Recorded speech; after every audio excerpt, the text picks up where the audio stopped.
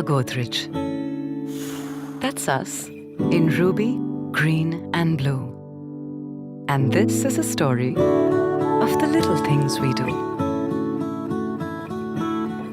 It started with a little thing we made to protect you and your things. Over 100 years on, we're still doing the same, except it now has wings. Lift off.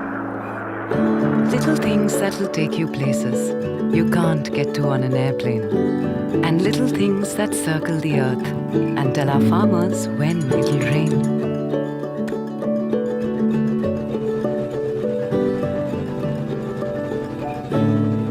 Little things that keep our animal friends hale and hearty. And little things that keep kids healthy and naughty. Little things that keep not just our homes, but even medicines and vaccines cool. And little things that rinse away dirt and allergens, so your little ones don't miss a day of school. Little things that make washing hands so much fun. And some that make your cars and homes smell like spring. Little things that keep diseases away. And some that make your hair shine and swing. Little things that help you make things. Big, small, and everything in between. And little things that help carry those things to places far and even unseen. Little things, or should we say little spaces, where you live, work and play. And little things you keep in those spaces to sit, sleep, or just put things away. Locks, soaps, buildings and missiles. Well, there are quite a few. These are some of the little things we do.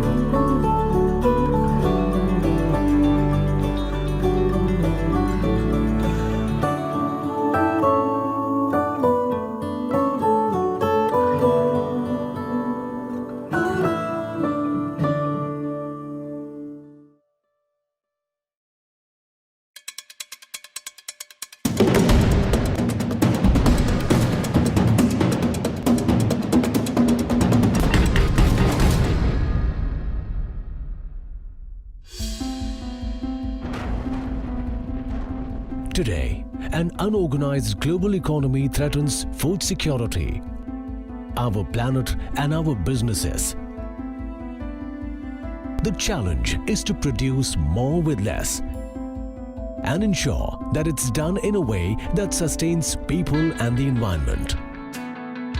Solidaridad Network is an innovative and solution-oriented global sustainability organization with almost 50 years of experience in facilitating development with socially responsible, ecologically sound and profitable supply chains in 13 agro-commodities and industrial minerals across 35 countries. Headquartered in Hong Kong, Solidaridad Asia operates from its offices in India, China, Indonesia, Malaysia, Israel, Bangladesh, Myanmar and Sri Lanka.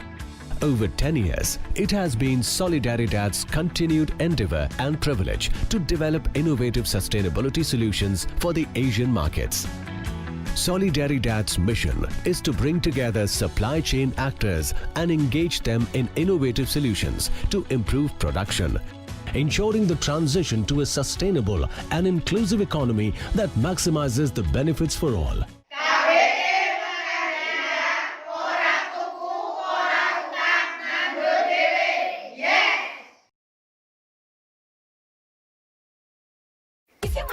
चलो बच्चों नाश्ता कर लो।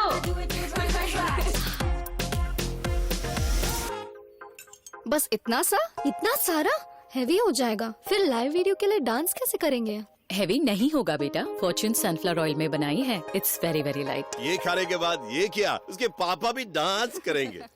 खा ले। Immunity boosting vitamin A, D and E के साथ Fortune refined sunflower oil में खाना बने लाइट।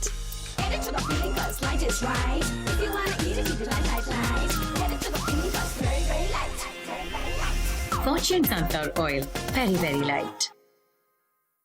अरे कैसी है मैडम? बिल्कुल ठीक हूँ। भिंडी और फुलके लाए हैं, ट्राई कीजिए। क्या मैडम जी, 10-20 नंबर के पीछे लल्ले की जान लेंगी क्या? थोड़ा इधर उधर जोड़ जाड़ के कर दीजिए ना पास। पहले आप खाना तो खाइए, लाओ भाई। शुद्ध सरसों के तेल में बनाया है, कोई मिलावट नहीं। बढ़िया। हमारे उसूल भी ना कुछ ऐसे ही हैं। और लल्ले को कहिए थोड़ी और मेहनत कर ले, अपने आप पास हो जाएगा। खाने पर से उठते नहीं। इसी तरह फॉर्च्यून कच्ची घानी सरसों का तेल बनता है बिना कोई मिलावट के, वही ट्रेडिशनल कोल्ड प्रेस तकनीक से, ताकि पारंपरिक स्वाद और झांझ हमेशा बरकरार रहे। It's always a pleasure to be here at GLOBOIL. There is absolutely no doubt that conferences and exhibitions are mission critical in rebuilding the economy. The opening of B2B conferences and exhibitions by Government of India is symbolic of this faith. Face-to-face encounters for business networking will be irreplaceable, and here comes the importance of events like GLOBOIL, which will generate a domino effect across multiple sectors. Happy times are here again.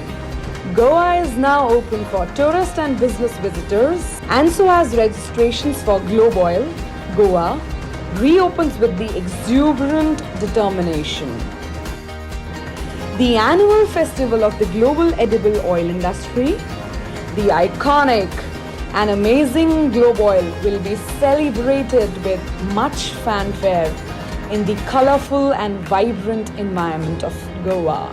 We are grateful to the delegates and exhibitors who've already registered. What a lineup of speakers, even in this difficult and uncertain times.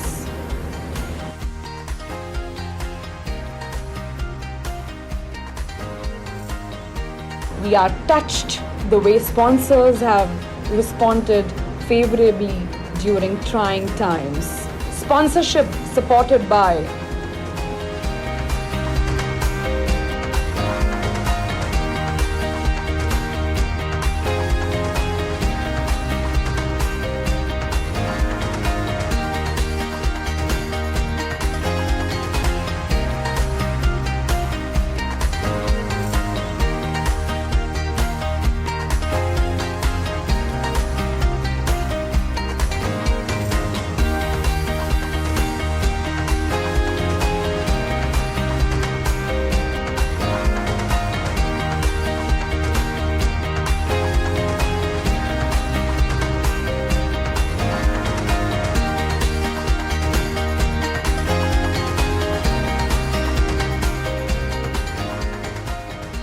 The organizers will follow all government guidelines and SOPs to safeguard the health and hygiene of the participants with the utmost care. With all its spectacle and splendor, serenity and grandeur, hustle bustle, glamour, glitter and extravaganza, please join us to celebrate GLOBOIL's 24th anniversary during 27th, 28th and 29th January 2021 at Goa.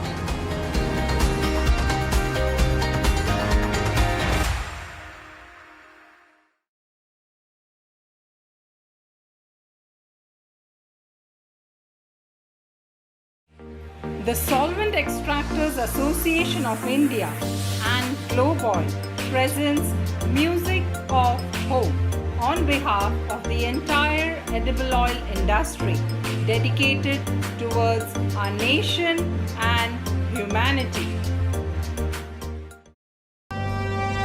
मुट्ठी में कुछ सपने लेकर भर कर जेबों में आशाएं,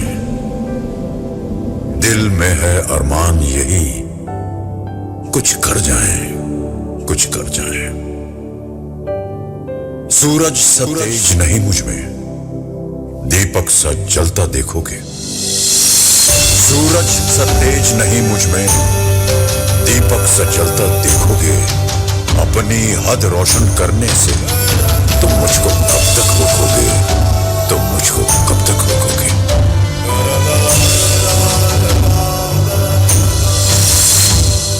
मैं उस माटी का वृक्ष नहीं जिसको नदियों ने सींचा है। मैं उस माटी का वृक्ष नहीं जिसको नदियों ने सींचा है। बंजर माटी में पल कर मैंने मृत्यु से जीवन खींचा है। मैं पत्थर पर लिखी इबारत हूं। मैं पत्थर पर लिखी इबारत हूं। शीशे से कब तक तोड़ोगे? मिटने वाला मैं नाम नहीं। तुम मुझको कब तक रोकोगे? तुम मुझको कब तक रोकोगे?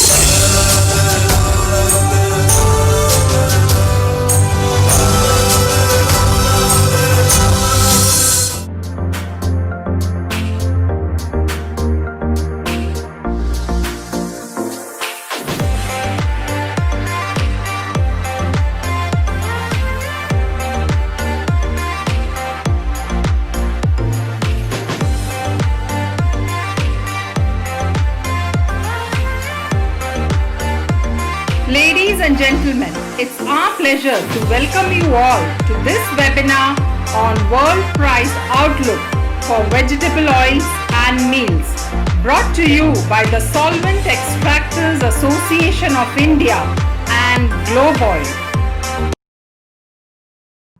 Good afternoon or good evening, depending on which time zone you are present. Once again, a warm welcome to this interesting webinar, which is being hosted by SEA and TEFLAS. Friends, ever since our Prime Minister Narendra Modi ji addressed the nation on 22nd of March, our world has undergone a massive transformation. Lockdown imposed in India in March, we felt the markets have no bottom as demand slumped big time. No wonder edible oil markets collapsed worldwide and India was no different. Till July, edible oil had few takers and it was difficult to find a home for it. However, things changed dramatically after that and we saw sunflower oil trading almost at $1,050 on FOB basis in Ukraine.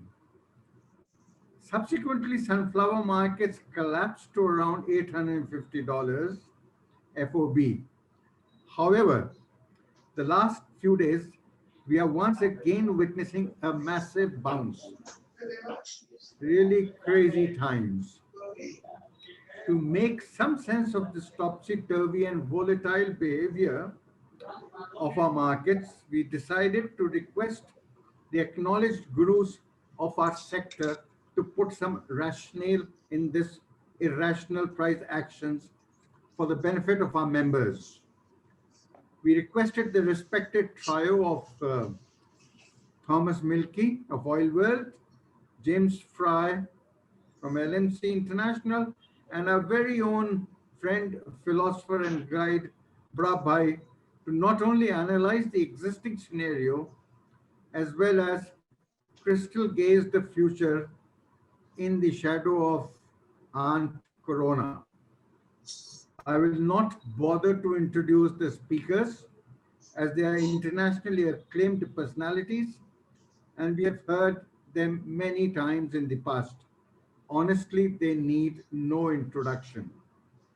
Without wasting too much time, I would request Sandeep Bajoria, himself a noted guru as far as vegetable oil is concerned, to take over the role of a moderator and start the proceedings. Over to you, Sandeep Bhai. Thank you, Atul Bhai. And I welcome all the participants from all over the world in this seminar. And this is how we do in India. Namaskar. We don't touch hands, we don't hold hands. And this is what has proved very right, Corona times. And we have today delegates, more than 1,000 people coming in from about 48 countries. So I think it's truly a global webinar with big 3 stars, mega stars of oilseeds and oil in the world.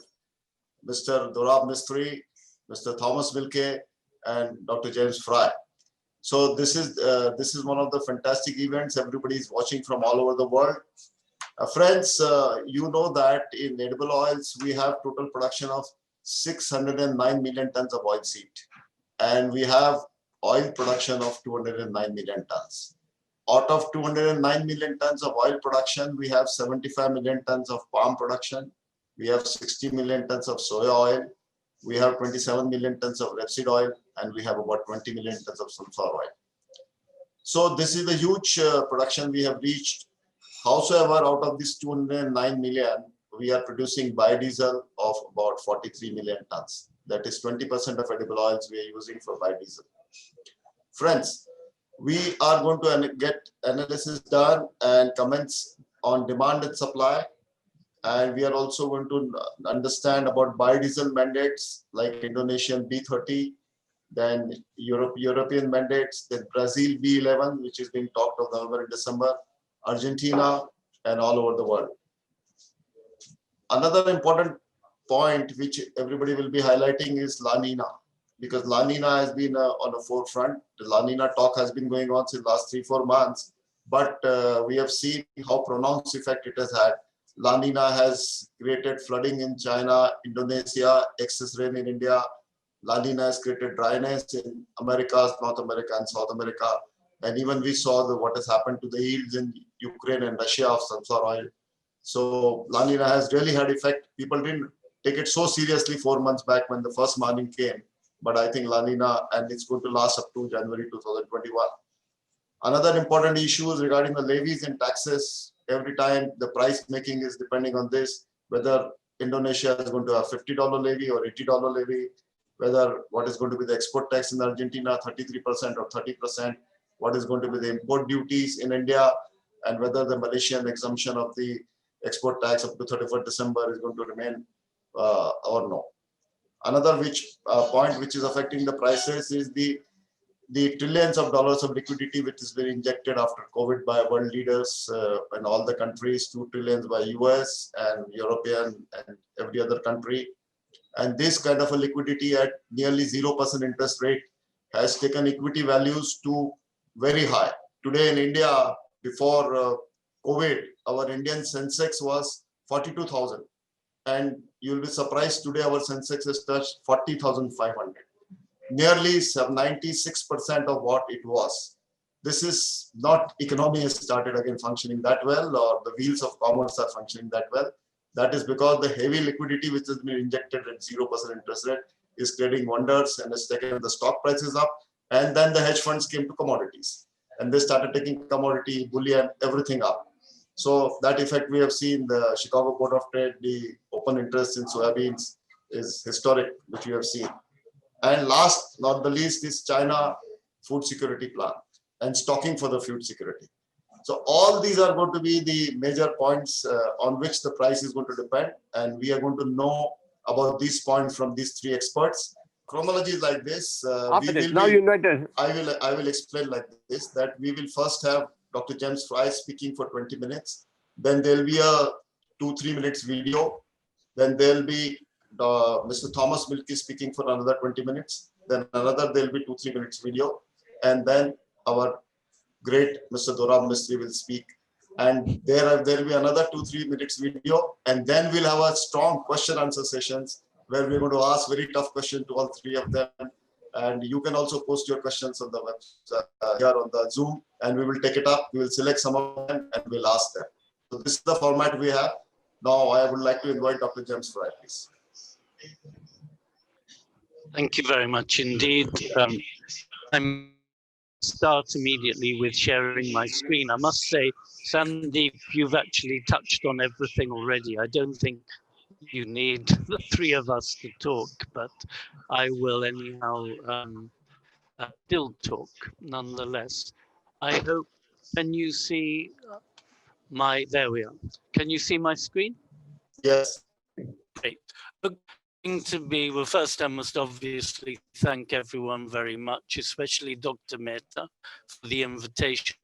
I thought it was to begin by just saying what we expected if we had been meeting back in January, February. I think we had expected on the demand side a big macroeconomic shock and lower incomes all around the world. We'd expected a big drop in vegetable oil demand, lower food demand, and lower biofuel demand with less driving. We expected a big drop in imports of oils. We thought meat demand would be down. We thought there would therefore be lower demand for oilseed meal and a falling crushing of soybeans. On the supply side, we thought that soy oil supply would be down because of less crushing. We thought there would be major disruption to palm estate operations because of lockdowns of COVID-19. We thought there'd be less crushing of soft seeds because of weaker demand for oil. And then finally, in the supply demand and the price outlook, we expected a big increase in palm oil stocks because you cannot switch off output. We expected, therefore, weak palm oil prices coming down to the bottom of the price band, and it would be protected there just because you no longer would need subsidies to make biodiesel sales in Indonesia or exports to China. But the reality is different. We did have a macroeconomic shock, but as you, Sandeep, have already said, it has been cushioned a lot by just a massive amount of liquidity. How long that happens, I don't know, but it has been cushioned at least up until now. The interesting thing is the drop in vegetable oil demand didn't happen as expected. There was, and you know it well in India, in your Horeca, the hospitality sector, in Q2, there was a short, sharp shock. But we didn't, I think,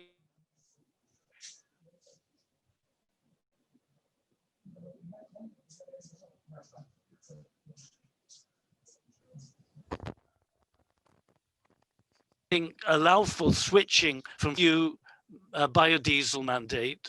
Most countries, I think, can you hear me? I think the connection is unstable. Yes, we can. Yes, we can. You can, thanks, because it's unstable. The double credits which the EU gives for biodiesel from with Dr. Fry, my apologies. vegetable biodiesel for the shortfall in the mandate. So even if total demand was down, liters of vegetable oil biodiesel to replace the UCO methyl ester. There was less demand for meat, but it wasn't other than short-lived. And there wasn't really reduced demand for oilseed meal, as I'll show you. And so there was no fall of any sustained sort in soybean crushing. The animals still had to be fed, and actually larger animals need more feeding than small ones. On the supply side, we didn't see the drop in soy oil supply because the beans were still crushed for meal. We hardly saw any disruption from the pandemic in palm operations. There wasn't less crushing of soft seeds because the demand for oils was there. We didn't see the increase in palm oil stocks, as we know it didn't happen. And we didn't see palm oil prices pull down to the floor. So what we'd expected 8 months or so ago, 7, 8 months ago, never happened. So let's look at the first demand surprise, which is an interesting one. If you look at the US biodiesel feedstock use, where we have good data, what I show you here is month compared with the same month a year ago, the use of different inputs for biodiesel production in the US. And you can see I have blue is January, red is February, and so on up until June. These are year-on-year changes always. In fact, if we look at the whole year up until June, biodiesel output was down in the US, diesel demand was down. If we look at yellow grease, which is recycled cooking oil, you see that the use was down a lot because the availability of recycled cooking oil was down. We see that animal fat use was down a lot. Corn oil was down a lot. Corn oil was down because DDG, distillers dried grain from making ethanol, was less available. Less ethanol was being made in the US. So corn oil, yellow grease, used cooking oil, animal fat were all down. So what went up to compensate? It was soy oil.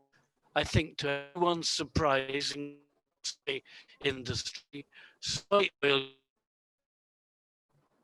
even though overall biodiesel use actually didn't grow. Let's now turn to the soy milk side, and I show you the pigs because the big use in China is crushing soybeans for meal for pigs. But let's start with the US. These are the quarterly production figures. We the chicken meat on the right in millions of tons. This shows you the trends in pork here, in beef here, and in broilers chicken meat here. There was, for the beef and the broilers, there was a short, sharp shock, but it's all come back. In the case of pork, it actually didn't fall then. It fell back, but it is still at a high level. We have not seen the fall in meat production that I think we had all anticipated. Let's look at the big surprise in terms of China. The pig numbers in China, which are here, the green line, measured on the left, they virtually halved from 2017 to the low point around the end of last year, beginning of this year. That was nothing yet to do with the pandemic. That was because of African swine fever. And it started to come back up. Now, if you have a halving of the pig numbers, and pigs are by far the most important soy meal user in China, you would have expected the crushing of beans and the output of soy meal to have fallen. And it's measured here, monthly figures measured in millions of tons here. Except for the Chinese New Year holidays, it didn't happen. Now, there was some shock in the early months of this year from the pandemic, but it is back at record levels now. One thing that happened is the pigs got much heavier. We were told from an average of 75 to 120 kilos. Sounds impressive. And they ate more as they got bigger. So we didn't see the decline in soy meal and in soy crushing that certainly I would have expected. So let's now turn to what's been going on, the things that most people are interested in prices. I think you will all be familiar with the idea of a price band. I always talk about it. The price band is what links, it's not a correlation, it's what links vegetable oil prices, especially palm oil, to crude oil. Here I show you monthly Brent crude prices in dollars per ton. Here I show you monthly Rotterdam CPO prices in dollars per ton. I've also added, just by eye, because it seems to work, an upper line, $425 above Brent. I call that the top of the price band. It's very rough, but it seems to work. Remember, in 2016, there was the dreadful El Nino effect, huge impact on palm oil production. Prices went up to the top of the price band, but on a sustained basis, they never went higher. They fell to the bottom and they went back up to the top, and they're back up at the top again. it appears that price sensitivity in biofuels in particular, but more generally, other than very briefly, stops the price from going in a sustained way above the top of the price band. What therefore determines where the CPO price is inside the price band? And this is the best diagram I know. It's nice and simple, but it seems to work. This shows you, measured on the left, the CPO price premium over crude oil, over Brent. And this is the green line here. It is the CPO premium over crude oil, measured in green. It goes up just above $400 a ton, comes down 1 month, it was briefly even negative. It went back up and currently it's up again. But look at what happened to MPOB stocks, which is the black line measured here. They go in the opposite direction. High stocks, low premium, low stocks, high premium.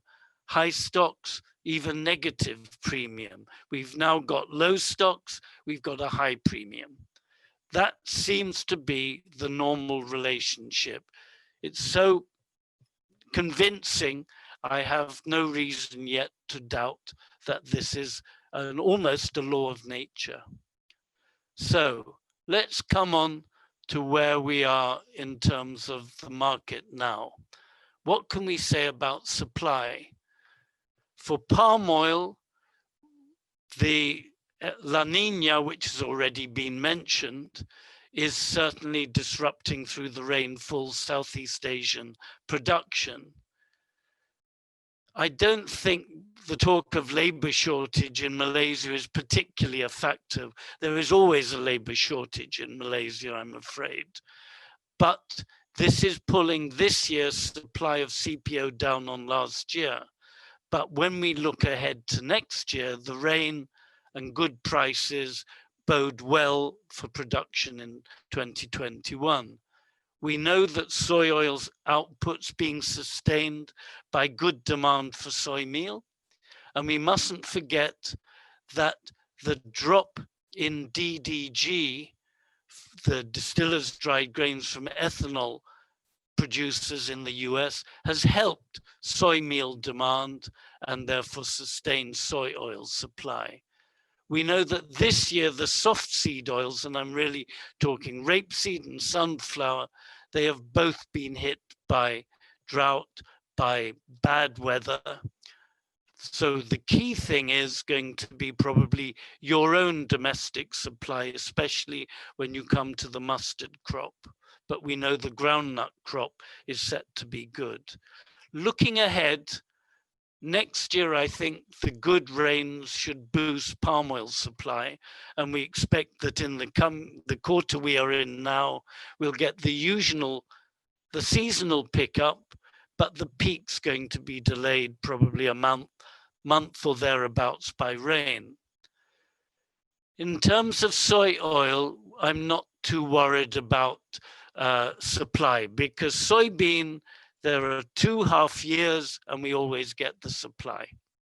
So it comes from one or other half of the year, and the demand for meal is set high.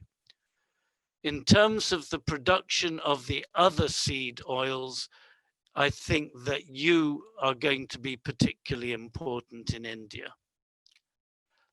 What can we say about demand? I think the full impact of the pandemic on high-income countries is yet to come.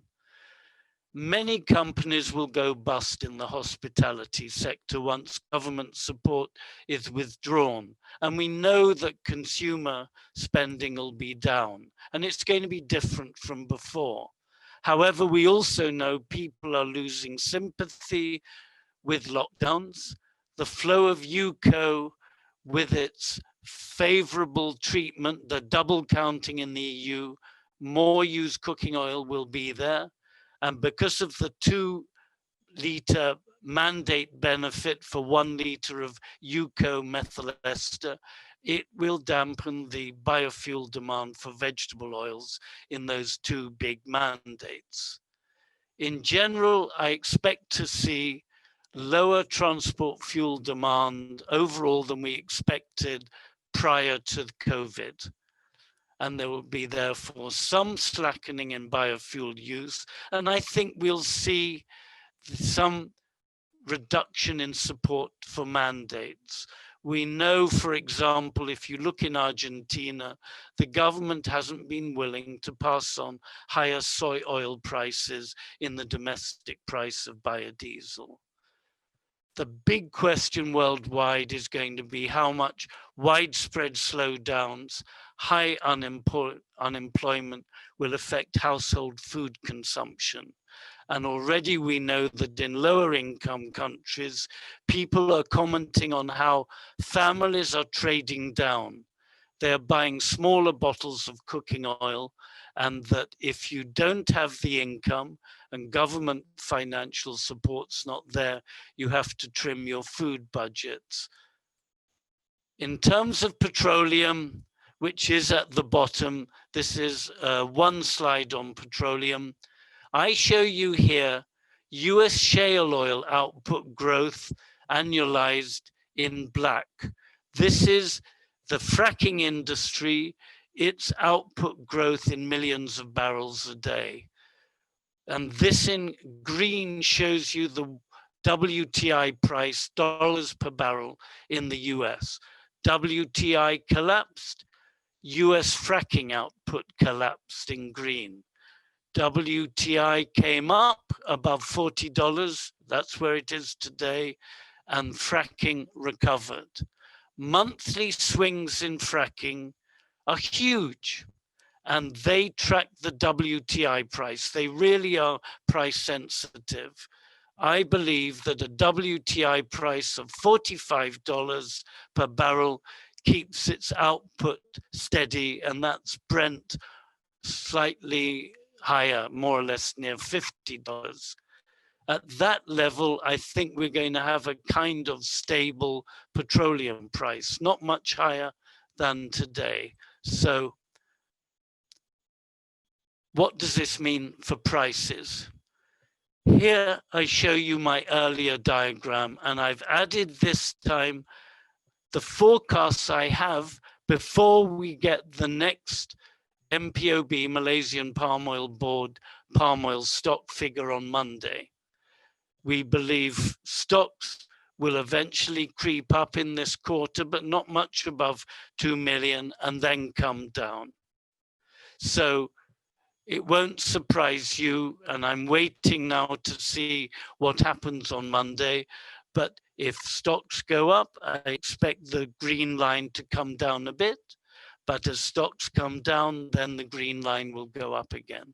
So I thank you very much indeed, and I look forward to hearing the other speakers and the Q&As. So thanks again. Thank you, Dr. Fry, for your nice presentation and your regular correlation between Malaysian stocks, crude is very much there for the prices. It was great. I would now request Dr. Mehta to take over. Okay.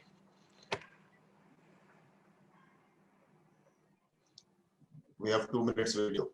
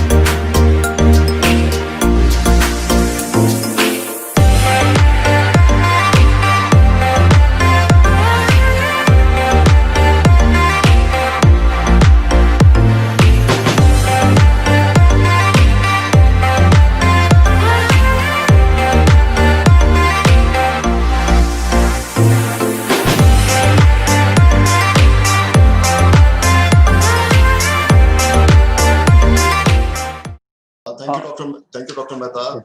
Now, I would invite our great friend and the super speaker on the world stage, Mr. Thomas Mielke from Germany. He's getting younger day by day. And I think in COVID times, he lost 10 years of age. Mr. Thomas, looking very fresh and nice. Please, over to you. Thank you very much. David, wie kriegen wir das hier mit dem Ding hier? Thank you very much. It is my pleasure to share our views with you about the global outlook.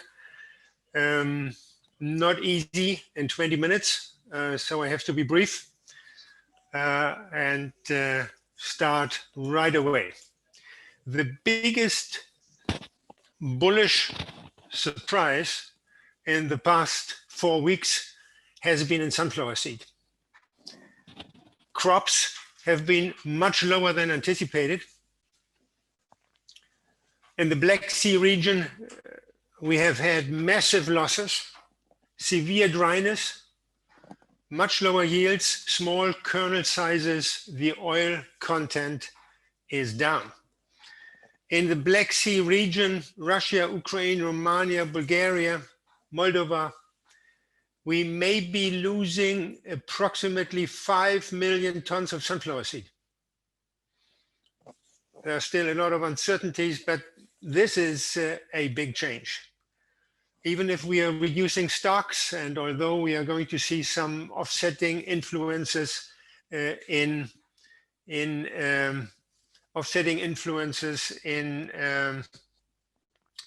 other countries, Hungary, France, probably in Argentina, not sure yet. The overall global supplies of sunflower seed will be down sharply. Prices reacted very strongly, going upward, above $1,000, shooting higher than necessary probably, but there were many shorts in the market. Farmers were reserved sellers. Some farmers defaulted. So a quite difficult situation. Many consumers at the moment are not yet covered. So we will have to see how this plays out in the next couple of months. World supplies of sunflower oil will decline by at least 1.5 million tons. We therefore need probably 2 million tons. We therefore need higher prices and price premiums of sunflower oil relative to soybean oil and to palm oil to achieve the required rationing. World sunseed production probably falling by 4.5 million tons. Rapeseed is still in a declining trend. This declining trend in world production is not yet broken, primarily in Europe and in China. World supplies of rapeseed oil will remain tight in the current season. There will be no relief from rapeseed oil in the next 12 months.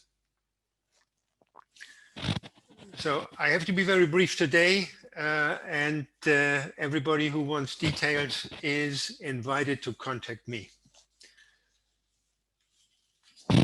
Let's move to palm oil. Palm oil prices plummeted since January. We have seen a significant price reversal in the cash and futures markets.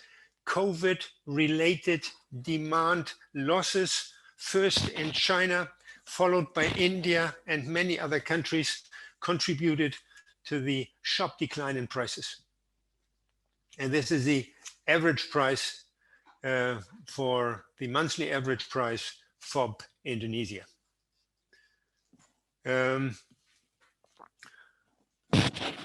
World imports plummeted by 2.3 million tons in the January-March quarter. They remained small in April and May, contributing to the price decline. And they only started to recover in June. Many countries, including China, have reduced their stocks to critically low levels, and this created a change in the market sentiment. But overall, world consumption of palm oil is going to decline, and this is unprecedented. According to our calculations, world consumption declined by 2 million tons in the past 12 months, most of which in India, but also in other countries. But despite the decline in consumption, and look, the average growth over the past 10 years or so was more than 3 million tons. Now we have a decline. But despite the decline in world consumption of palm oil, prices rebounded strongly. And today or yesterday, crude palm oil was quoted at $725 US. A strong rebound, sharply up from last year. Part of the reason is insufficient supply. And although world consumption declined sharply, stocks in Malaysia at the end of September will be at critically low levels. So it's also a supply issue. And this is of concern in the medium term, but this is also of concern in the longer term. And this slide shows here the average annual yields in palm oil in Malaysia and Indonesia, and particularly in Malaysia, this decline is concerning. And this is linked to a combination of factors: reduced fertilizer application when prices were low 1 and 1.5 years ago, which is still impacting yields this year and again next year. Deteriorating age structure of the oil palms, labor shortage, and the labor shortage is getting more severe, and it's getting more critical for several plantations for the rest of this year, as well as in 2021, if the government does not change its policy. And of course, its management. And all these issues, lack of management, and all these issues contributed to the decline in palm oil yields. The result is seen here. I think this is quite interesting. In the development of quarterly world palm oil production, a massive decline of 2.4 million tons from a year ago in January, March. This contributed to a decline in stocks, and close to the year ago production in April, June, and July, September. For the October-December quarter, we expect a recovery in Indonesia. This should have some dampening effect on prices, and we expect a good recovery in 2021, partly due to improved weather and partly due to the biological yield cycle of the trees. So Indonesia for 2021, Indonesian production going to rise. We expect an increase by close to 3 million tons in Indonesia for next year. This will help improving world supplies, but Malaysia likely to continue to be flat. Quite serious situation. And some improvement in the rest of the world, but only relatively limited. So worldwide, for the new season, we consider it likely that world palm oil production recovers by 3.5 to 4 million tons. This is good, but this is a comparatively small recovery as compared to preceding years. And you see in the slide what happened in 2016-17 after a 3 million ton drop. Production rebounded by more than 8 million tons. We are not going to see this in the next 12 months. world palm oil supplies will therefore stay relatively tight. Price competitiveness in the energy sector. We have seen an unusually wide premium of palm oil over fossil fuels, and still biodiesel production remained relatively high. We were surprised to see higher than expected production in Europe, in the US, also in Brazil. And I would like to say also in Indonesia, latest numbers are on biodiesel production are slightly better than we had anticipated, despite this wide premium. These are our latest biodiesel production numbers. A small decline in Europe. We had expected a much bigger setback. Increases in the US and Brazil. In Indonesia, higher domestic use, but very, very little exports. In total, a small decline in biodiesel production in Indonesia. Overall, 2.5 million ton reduction in world production. This contributed to the slowdown of world consumption, total world consumption of all oils and fats. Now let us turn to soybeans. Due to the developments in sunflower, the ongoing tightness in rapeseed and canola, and the supply problems in palm, there is growing dependence on soybeans. Soybean supplies still look sufficiently ample, although we have seen losses, weather caused losses in the US, quite significant ones.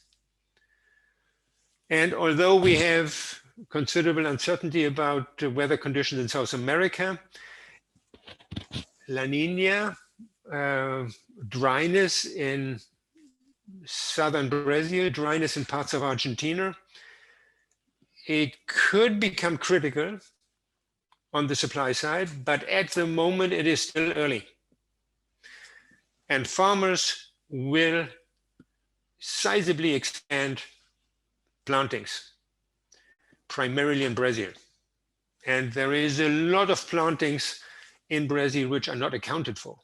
We should take this into consideration when we make our price forecasts.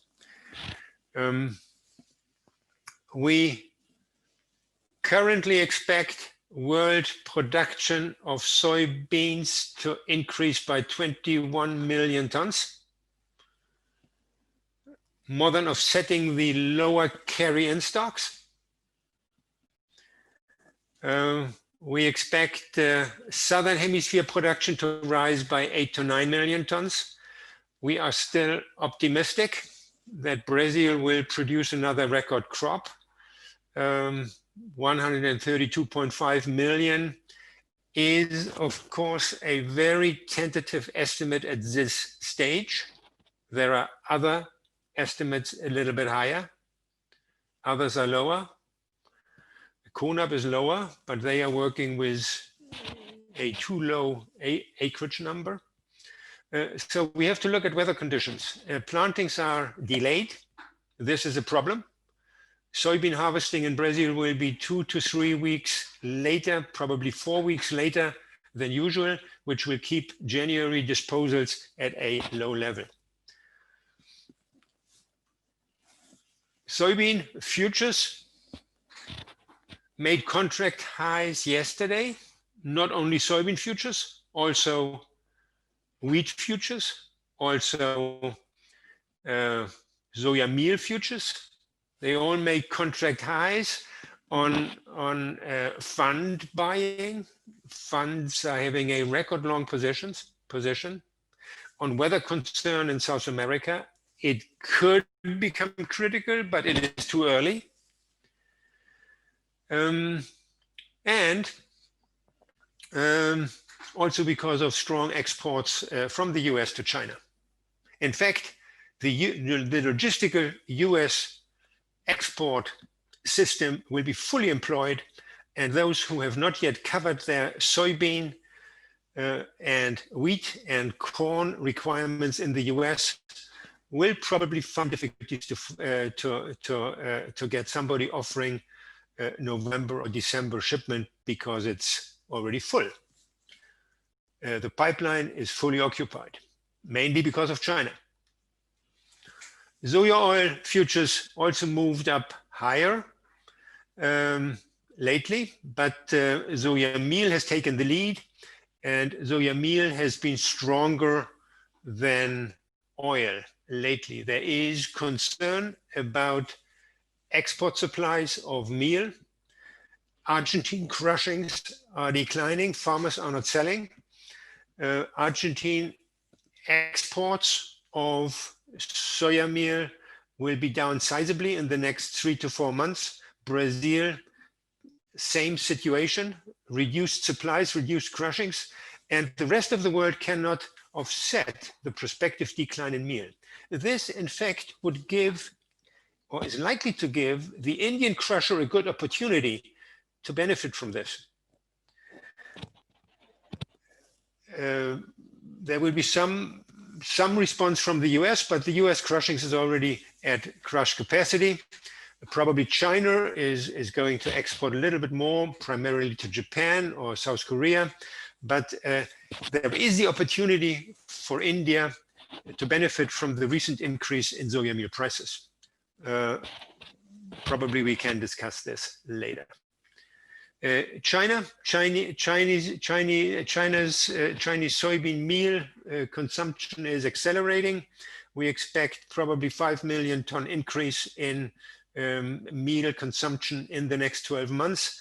This requires a further increase in soybean crushings, and we expect soybean imports to approach 100 million tons this season. Stocks have been accumulated to record high levels in China, so the increase in soybean imports will be relatively limited because some of the crushings can be satisfied out of the stocks.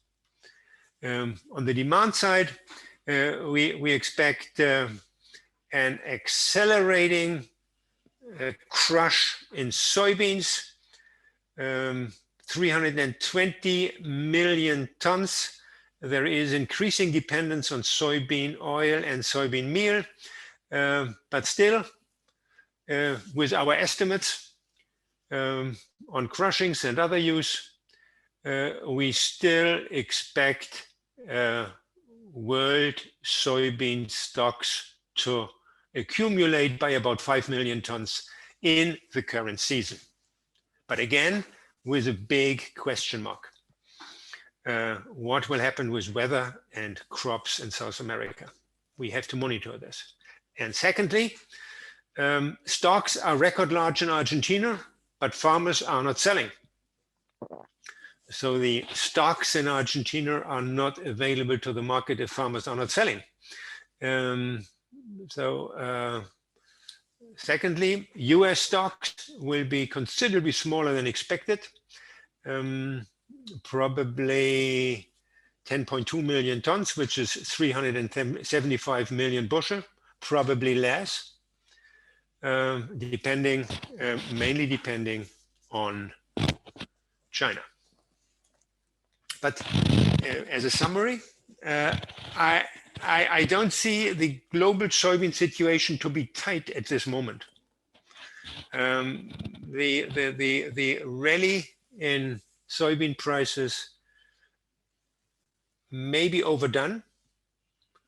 However, the downward potential is not big as long as the outlook remains for comparatively small US soybean stocks at the end of this season. Concluding statements, ladies and gentlemen. Our oil world price indices clearly shows the recent upswing in meal. Meal have been stronger than oil. This is not unusual for this time of the year. Normally, the crush is driven by meal demand in the October-December quarter. Yes? Can you hear me? Yes, yes, we can. The Argentine situation, very critical, very critical. The farmer has to sell the soybeans at the official rate minus the export tax. So this gives the farmer only about 1/3 of the real value of the soybeans, which is 22,000, 23,000 pesos, as compared to 65, 66,000 pesos, which is the real value. And then the farmer gets pesos, which he doesn't want. He wants dollars, but he cannot change the pesos into dollars. So the farmer is not selling. And the latest decision of the government to reduce export taxes temporarily does not really solve the situation.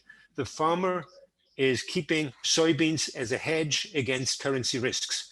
And this is likely to stay, and this makes the crushing situation, and this makes the soybean meal situation very difficult as long as new Brazilian soybean supplies, new crop soybean supplies are not yet available. So we have to keep this in mind.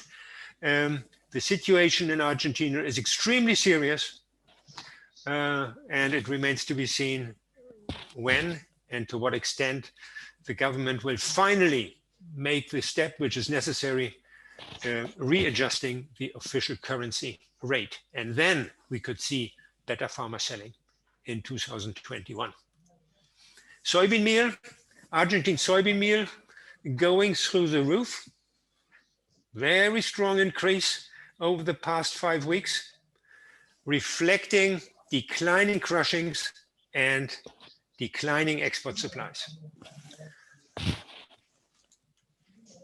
India, our forecast for India is that with low carry-in stocks at the moment, Indian imports will rise by approximately 0.8, 0.9 million tons in total.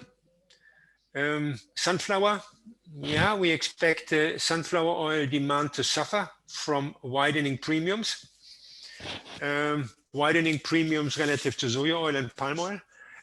Less sun oil, more soybean oil, and we think 0.8, 0.9 million tons more palm oil.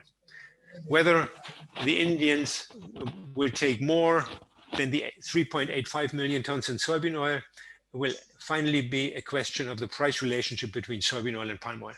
But I expect a widening. I expect that palm oil becomes relatively more attractive to soybean oil, and therefore I assume that most of the increase in the next 12 months in India will be in palm. In summary, the global situation, 17 oils and fats, for the first time ever, world consumption of oils and fats declined in the past season or stagnated. Very unusual. We have had annual increases of 7 to 8 million tons, or 8 to 9 million tons even over the past 2 years. Now the cutback in biodiesel, also reduction in food demand in several countries because of COVID. And production, very unusual, world production of all oils and fats also declined. So we had the bullish impact of reduced production and the bearish impact of low consumption.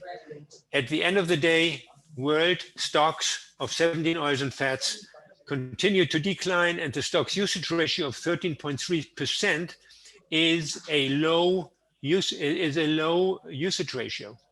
And this partly explains the high volatility in the market. Now, how quickly will stocks recover? How quickly? This is a big question mark. How quickly can soybeans be crushed? Soybeans, which the world needs. How quickly how can the US soybeans be exported? How quickly exported to the importing countries? and what happens in South America as well as farmer selling is concerned in Argentina. These are some of the key questions, together with how quickly will palm oil production recover. And I see a relatively moderate increase in October, December from a year ago, mainly in Indonesia, and a better increase next year. For 2020-21, we are not optimistic on the consumption. We expect only a below average growth in world consumption of all oils and fats by 4 to 5 million tons. This is low. But also production is falling short of earlier expectations. So the world balance does not allow a noticeable recovery in stocks. The stocks usage ratio in our forecast will stay tight at 13.2%. Now, everybody who wants details, everybody who wants to see our individual products by country, please feel free to contact me. Stocks usage ratio, low in 17 oils and fats in red, rapidly declining in sun oil. Sun oil is the tightest vegetable oil in the next 12 months. And we cannot exclude that it becomes tighter than we are currently assuming. But a recovery in the stocks usage ratio in palm, a recovery in soybean oil. Yeah, price premiums, the price premiums of sun oil over soybean oil are likely to widen. Difficult to say how far,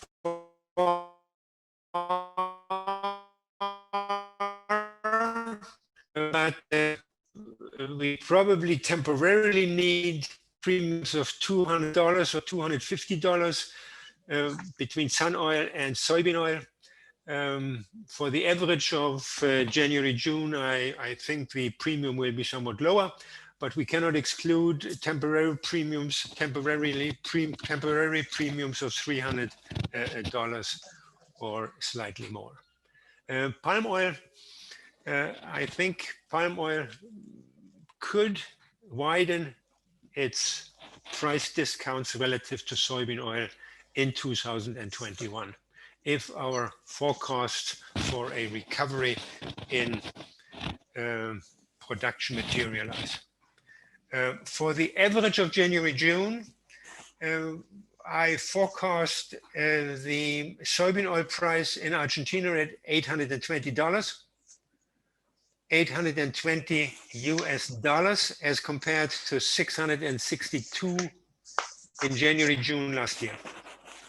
Crude palm oil from Indonesia, 700 against 619.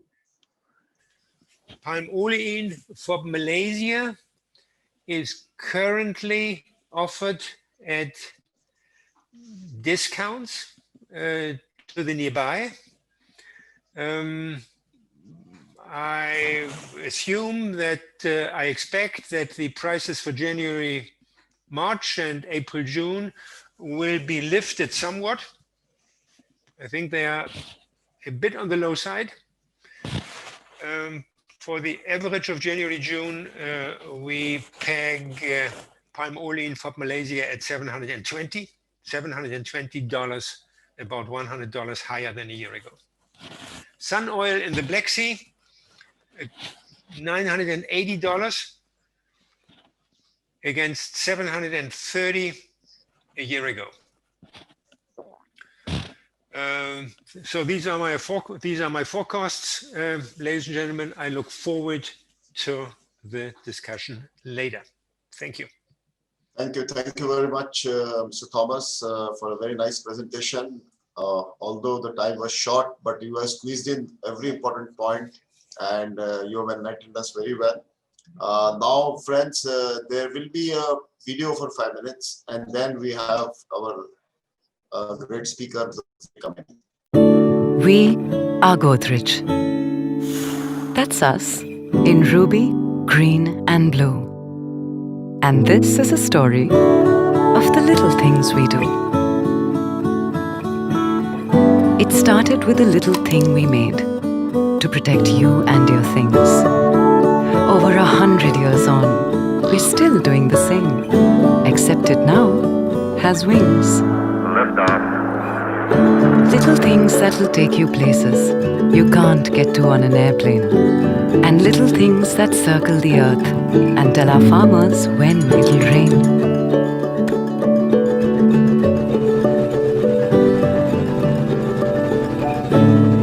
Little things that keep our animal friends hale and hearty. And little things that keep kids healthy and naughty. Little things that keep not just our homes, but even medicines and vaccines cool. And little things that rinse away dirt and allergens, so your little ones don't miss a day of school. Little things that make washing hands so much fun. And some that make your cars and homes smell like spring. Little things that keep diseases away. And some that make your hair shine and swing. Little things that help you make things, big, small, and everything in between. And little things that help carry those things to places far and even unseen. Little things, or should we say little spaces, where you live, work and play. And little things you keep in those spaces to sit, sleep, or just put things away. Locks, soaps, buildings and missiles. Well, there are quite a few.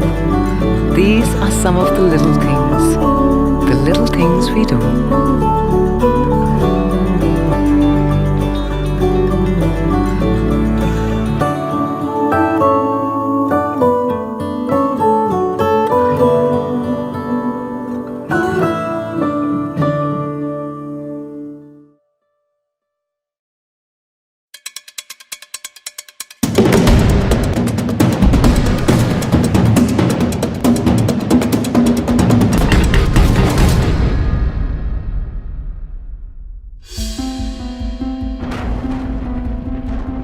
Today, an unorganized global economy threatens food security, our planet and our businesses. The challenge is to produce more with less and ensure that it's done in a way that sustains people and the environment. Solidaridad Network is an innovative and solution-oriented global sustainability organization with almost 50 years of experience in facilitating development with socially responsible, ecologically sound and profitable supply chains in 13 agro-commodities and industrial minerals across 35 countries. Headquartered in Hong Kong, Solidaridad Asia operates from its offices in India, China, Indonesia, Malaysia, Israel, Bangladesh, Myanmar and Sri Lanka. Over 10 years, it has been Solidaridad's continued endeavor and privilege to develop innovative sustainability solutions for the Asian markets. Solidaridad's mission is to bring together supply chain actors and engage them in innovative solutions to improve production, ensuring the transition to a sustainable and inclusive economy that maximizes the benefits for all.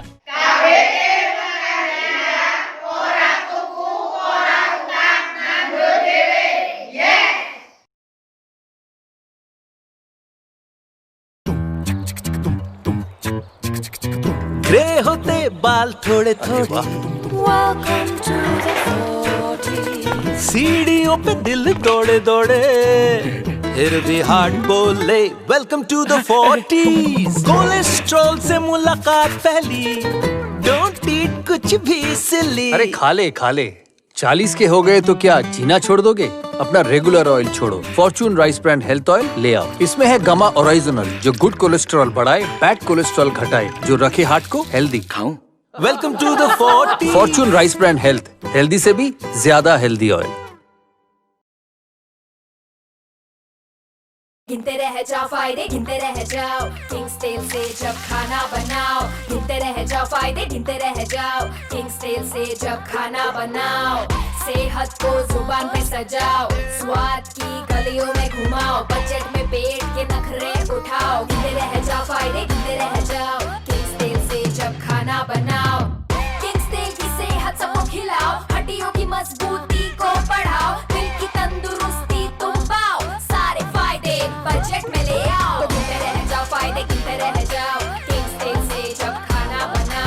पेश है king soybean तेल, जिसमें है test और health के फायदे एकदम और दाम बिल्कुल कम। किंग सोयाबीन तेल, फायदे गिनते रह जाओ। Hello, Dr. Mehta, can you hear me? Yes. Go ahead. Okay. Now videos are over, and friends, the last speaker is nonetheless the what we call is the greatest opening batsman of India. It is India's gift to the world, So like Malaysia calls the nature's gift, So we call India's gift to the world, Mr. Dorab Mistry. And friends, I would again repeat myself that after the 20-minute talk from Mr. Dorab Mistry, we'll have another video for 5 minutes, and then we'll have a very interesting question and answer sessions where we're going to pose very difficult questions to all the three speakers and trying to get best out of their mind. We're going to make an inception, So please be there with us. Don't leave after Dorab Mistry, because in GLOBOIL also, Mr. Dorab Mistry's speech is always at the last so that people do not run away. So again, in this webinar also, we have kept his speech at the last for that reason itself. So we're going to have a very interesting talk and interesting question and answer sessions. And let me repeat again, this is a virtual GLOBOIL, but real GLOBOIL is still going to be there 27, 28 and 29th of January 2021. And it's the beautiful place, Goa. So Goa is awaiting for you. We are awaiting from you from all over the world. And we hope this COVID thing will just pass on next 2-3 months. As it is, India has started a lot of travel, tourism, hotel, restaurants have started. Care and caution is there. Mask everybody is wearing. Social distancing is maintained. But we all look forward to you coming to Goa on 27 to 29 January 2021 for the real GLOBOIL. Over to Dorab Mistry. Thank you, Sandeep. Can we go straight to slide number 3? And while it is being loaded, I can just say heartiest congratulations to Solvent Extractors Association and GLOBOIL, TEFLAS for organizing this webinar. I think we have an incredible number of people who have tuned in. And I particularly want to give a very warm welcome to the 108 people from Indonesia who are joining this webinar. I told my friends at GAPKI, I said, please circulate it. And they've done a tremendous job. The entire GAPKI committee is watching. So I'll be able to tell them anything I like about Indonesia. But welcome to all our friends from Southeast Asia, South America, and all parts of the world. Well, let's go to slide number 3. This is the first slide, Herschel. Let's go to, that's right, on Palm. We will go through the slides as quickly as we can. As I say, the market was hijacked during 2020. That big recovery in prices which we saw was the result of this hijacking by bogus stories of a decline in Malaysian production in 2020. And you remember, people told you production is down. May production will be down. Of course, Ramzan holidays, it had to be down. Then they said, no, it's going to be down in June. June came out at 1.86 million. They said, oh, it's a fluke. July onwards, peak in June. July onwards, down all the way. I think September production will show you another peak. But overall, yes, production is not as great as I had imagined it earlier. But I still think I am going to be right on my annual estimate for Malaysia, close to 20 million tons, the same as last year. Now, just because I got the production right doesn't mean I've made millions. No. The truth is that the people who shorted the production, saying that, oh, it is very slow, it is very small, etc., seem to have done much better. Indonesian high production is always 3 months behind Malaysia, and so the high season in Indonesia is just starting. And overall, I would agree with my two very distinguished colleagues who spoke earlier that palm oil production in 2020 is going to be roughly the same as in 2019. It is not going to be lower. What is it going to be in 2021? I think that can wait as far as I am concerned for another day. Probably the GAPKI conference in beautiful Bali on, I think, 2nd of December. That will be much, much better time to analyze 2021 production. Can we go to the next slide? And there I speak about biodiesel. palm oil prices are hanging precariously by a single thread called biodiesel. Edible demand for palm oil is down because of COVID and a host of reasons.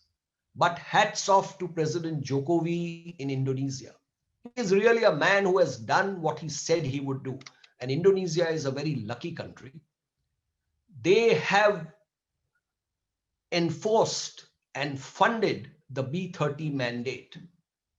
But now we are coming to a stage where the subsidy for biodiesel is as much as the cost of the raw material palm oil. In other words, fossil fuel is half the price of palm biodiesel. And the Indonesian exchequer is having to subsidize not just the export levy. The export levy, for example, is at the moment in a bit of a tizzy. The levy for October was going to be higher based on the formula which they announced. But now they are not able to announce it because the finance minister is not signing the papers.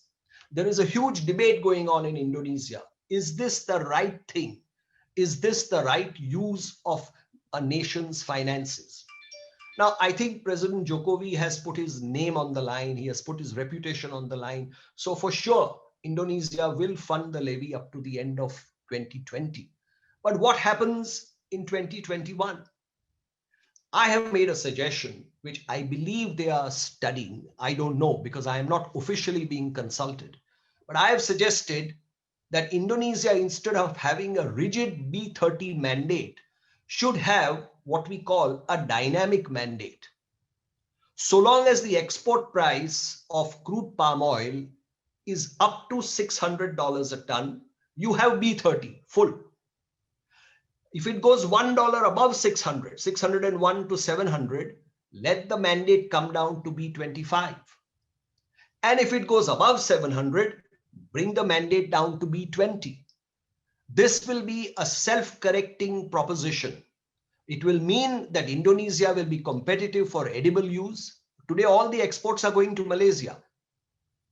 Indonesia will be competitive, and at the same time, the smallholders will be able to get a remunerative price of between $600 and $700 a ton for their product. And the exchequer will not have to subsidize to such a large extent. So I hope this suggestion is taken seriously. In Brazil, we have already seen the mandate come down, dynamic mandate. From B12, they came down to B10. This is going to be up to December 2020. We don't know what Brazil will do in 2021. I'm told that again, there is a debate going on because Brazil needs dollars. And when you export soybean oil, you earn dollars. When you convert soybean oil to biodiesel and use it in the internal market, you don't get dollars. Not only that, your motorist is paying twice what he should be paying. So these are what I call the question marks on biodiesel mandates, and which is why I don't want the market to get carried away too bullish on the basis of a single factor, biodiesel. Yes, if Biden gets elected as president of the United States, he will be pro biodiesel. You know, Trump was almost pro, the dirtier the fuel, the more encouraging he was. He was a man of fossil fuel, dirty fuel, etc. But if Biden gets elected, definitely ethanol, soya biodiesel, all these products will be encouraged. Next slide, please. So on the soya complex, my feeling is, I mean, I'm here in Singapore and I've shut the complete doors and windows of my flat because we are having a storm outside. La Nina has arrived. And La Nina, whenever it comes, howsoever forceful or weak it is, always impacts South America. You have drought in southern Brazil and you have drought in parts of Argentina. The question is not whether there will be a problem. The question is how serious will be the problem. So in my opinion, whichever way you look at soybeans, you have to be bullish. And the product which is leading the soybean rally is soya meal. Now, soya meal is very interesting. Soya meal depends on the meat markets, and the meat markets are very strong this year. China is buying pork, beef, chicken, and in Europe, the housewife is doing what the Indian housewife is doing in terms of vegetable oil. Everyone says because of Horeca, palm is not being consumed in India. Why? Because the housewife goes to the supermarket and buys high quality mustard oil, sunflower oil, soybean oil. What happens is that Indian standards being Indian standards, palm oil goes into all these pure oils. So that is why the palm oil volume remains decent. But the housewife buys premium quality. The catering industry buys the slightly lesser quality. In meat, the same thing is happening in Europe. The housewife is buying prime cuts of meat. And that is why the meat markets are very strong. And as a direct result of that, soybean meal is very strong. And that is why at $300 Chicago, soybean meal was cheap, too cheap. $350, it was still cheap. It's now crossed $350. It could easily, as Oil World was showing in their charts, it could go to $400, $420. So soybean oil is very well priced. And in my opinion, it is now the most bullish feature for 2021. Next slide, please. I think we look at sun oil in the next slide. I think my friends in Ukraine and Russia have got carried away.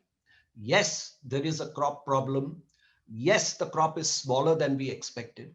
But last year, the demand for sun oil came because sun oil was at a discount to soybean oil. Don't forget that.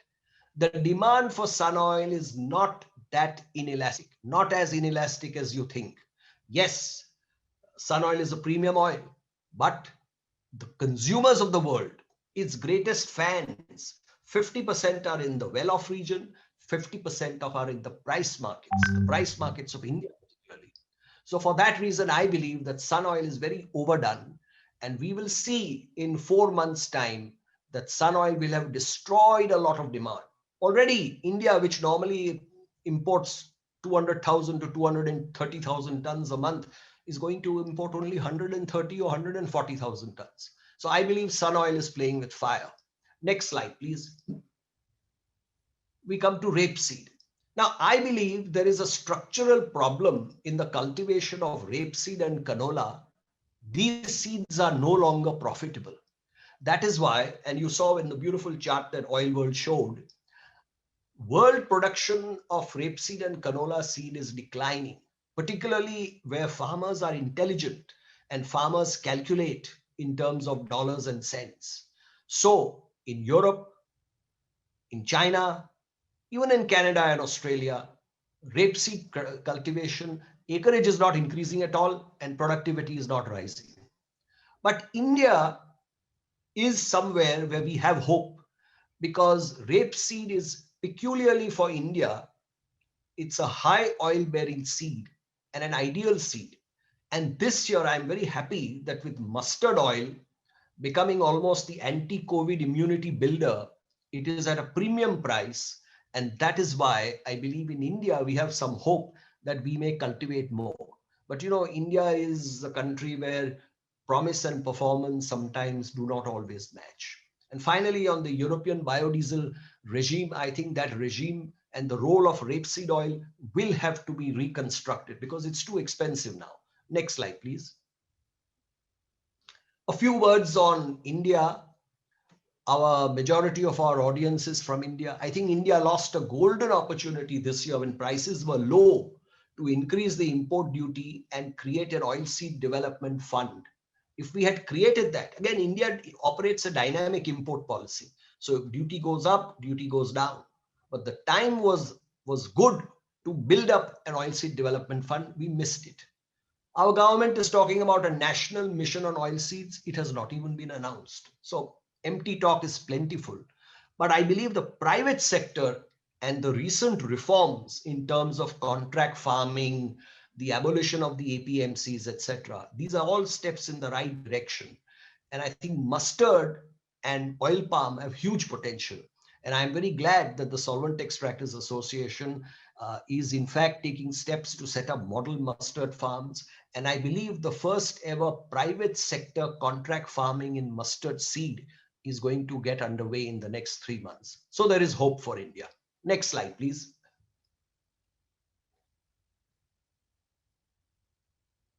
Okay, now we come to price outlook. I think markets will go sideways for the time being, at least until the US election. And the reason is that we are now in stock building mode. Sun oil availability is improving as the farmers sell seed, crushing is taking place. Soya oil is almost in full season. Palm oil is now again, the high season of production is on, and demand at these high prices, $730 FOB, $710 FOB, demand has taken a slight hit. So, and we are going to add to stocks. We may not add a lot to stocks, but so long as we are adding to stocks, I don't see prices rising. I think the market will go at best sideways, possibly slightly lower. Demand is not strong, supply is adequate. But 2021 is a completely different paradigm. I believe 2021, because of La Nina and because of the palm oil biological cycle, as you know, we depend on the palm oil biological cycle. And if the biological cycle was in full flow in Malaysia between March and possibly October, that cycle will not remain the same next year. So I think next year, soft oils will be tight, palm oil will be just about adequate. And more importantly, demand, edible demand is going to come back. The world economy is coming back. It's coming back to normal. So we are going to see stronger demand. And if the biodiesel mandates are honored, if President Jokowi can cajole his reluctant finance minister to keep on funding the palm oil subsidy fund, then I think we are going to see a strong market for next year. Next slide, please. So look for a La Nina induced rally from January 21, particularly in soya. Palm price performance will depend upon the B30 mandate. I feel fairly certain that President Jokowi will do what he has promised to do. And as a result, the average price for 2021 will be higher than for 2020 because demand looks higher and supply looks reasonably tight, particularly in the first half. And so I come to my conclusion, my friends, and I do wish you, as they say, good luck and God bless, and keep a watch for La Nina. La Nina is already on. Even the huge rainfall that you have had in India in September, that is a sign of a La Nina coming in. So with La Nina, you cannot afford to take things easy. Why don't we go to the last slide and say goodbye to our wonderful people? Great. 1, 2, I think you haven't. Yes. So biodiesel and La Nina hold the key, and I wish you good luck and God bless. Thank you. Sandeep, you need to unmute yourself. Thank you, Dorab, for your very nice presentation. As crisp and as specific as always. It was good to hear you again. And friends, now we have a 5 minutes video, and then we'll have a question and answer session for 30 minutes. So please don't go away, stay with us, and we'll get whatever questions you want to put in, you put it on the screen. We will select and we'll ask few of them. Thank you very much. It's always a pleasure to be here at GLOBOIL. There is absolutely no doubt that conferences and exhibitions are mission critical in rebuilding the economy. The opening of B2B conferences and exhibitions by Government of India is symbolic of this faith. Face-to-face encounters for business networking will be irreplaceable, and here comes the importance of events like GLOBOIL, which will generate a domino effect across multiple sectors. Happy times are here again. Goa is now open for tourist and business visitors, and so as registrations for GLOBOIL, Goa reopens with the exuberant determination. The annual festival of the global edible oil industry, the iconic and amazing GLOBOIL, will be celebrated with much fanfare in the colorful and vibrant environment of Goa. We are grateful to the delegates and exhibitors who've already registered. What a lineup of speakers even in this difficult and uncertain times.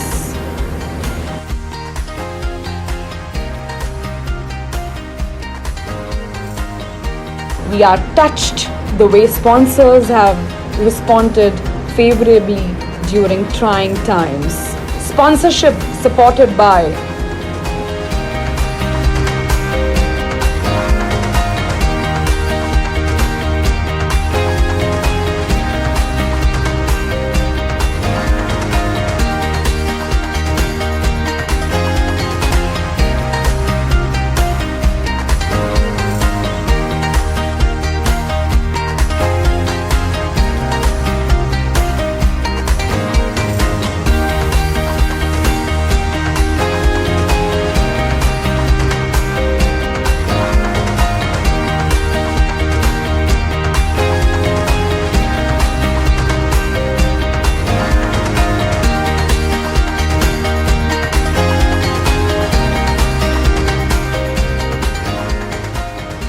the organizers will follow all government guidelines and SOPs to safeguard the health and hygiene of the participants with the utmost care.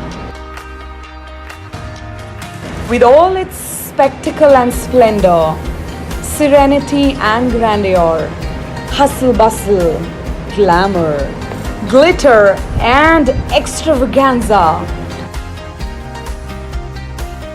please join us to celebrate GLOBOIL's 24th anniversary during 27th, 28th and 29th January 2021 at Goa.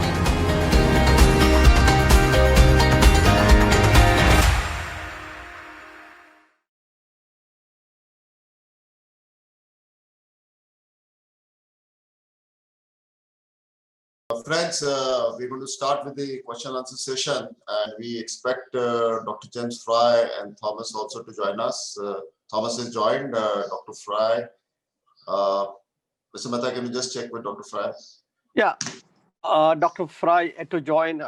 Okay. Yeah. You check with him till the time. No, yes. Yes, join. Yes, join. Yes, join. Okay. So now, friends, we have all three big mega stars of world stage here. Mr. Dorab, Mistry, Mr. Thomas Mielke, and Mr. James Fry. And we're going to shoot questions at them. And this is going to be a rapid fire round. Okay. So first question going to Mr. Thomas Mielke, because we are from India, and he has put some encouraging words about Indian soya milk demand. And so people want to know how much you think the export of soya milk from India is possible this season from October 2020 to September 2021, Mr. Thomas.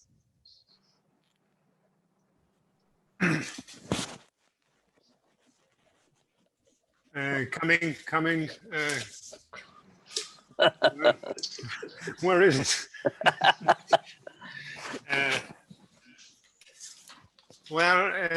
It's already relatively late. We have October. So forward sales, I understand, are not very encouraging. At the moment, we are relatively pessimistic. We expect an import volume of only 1 million tons. This is not enough to sufficiently encourage soybean crushings.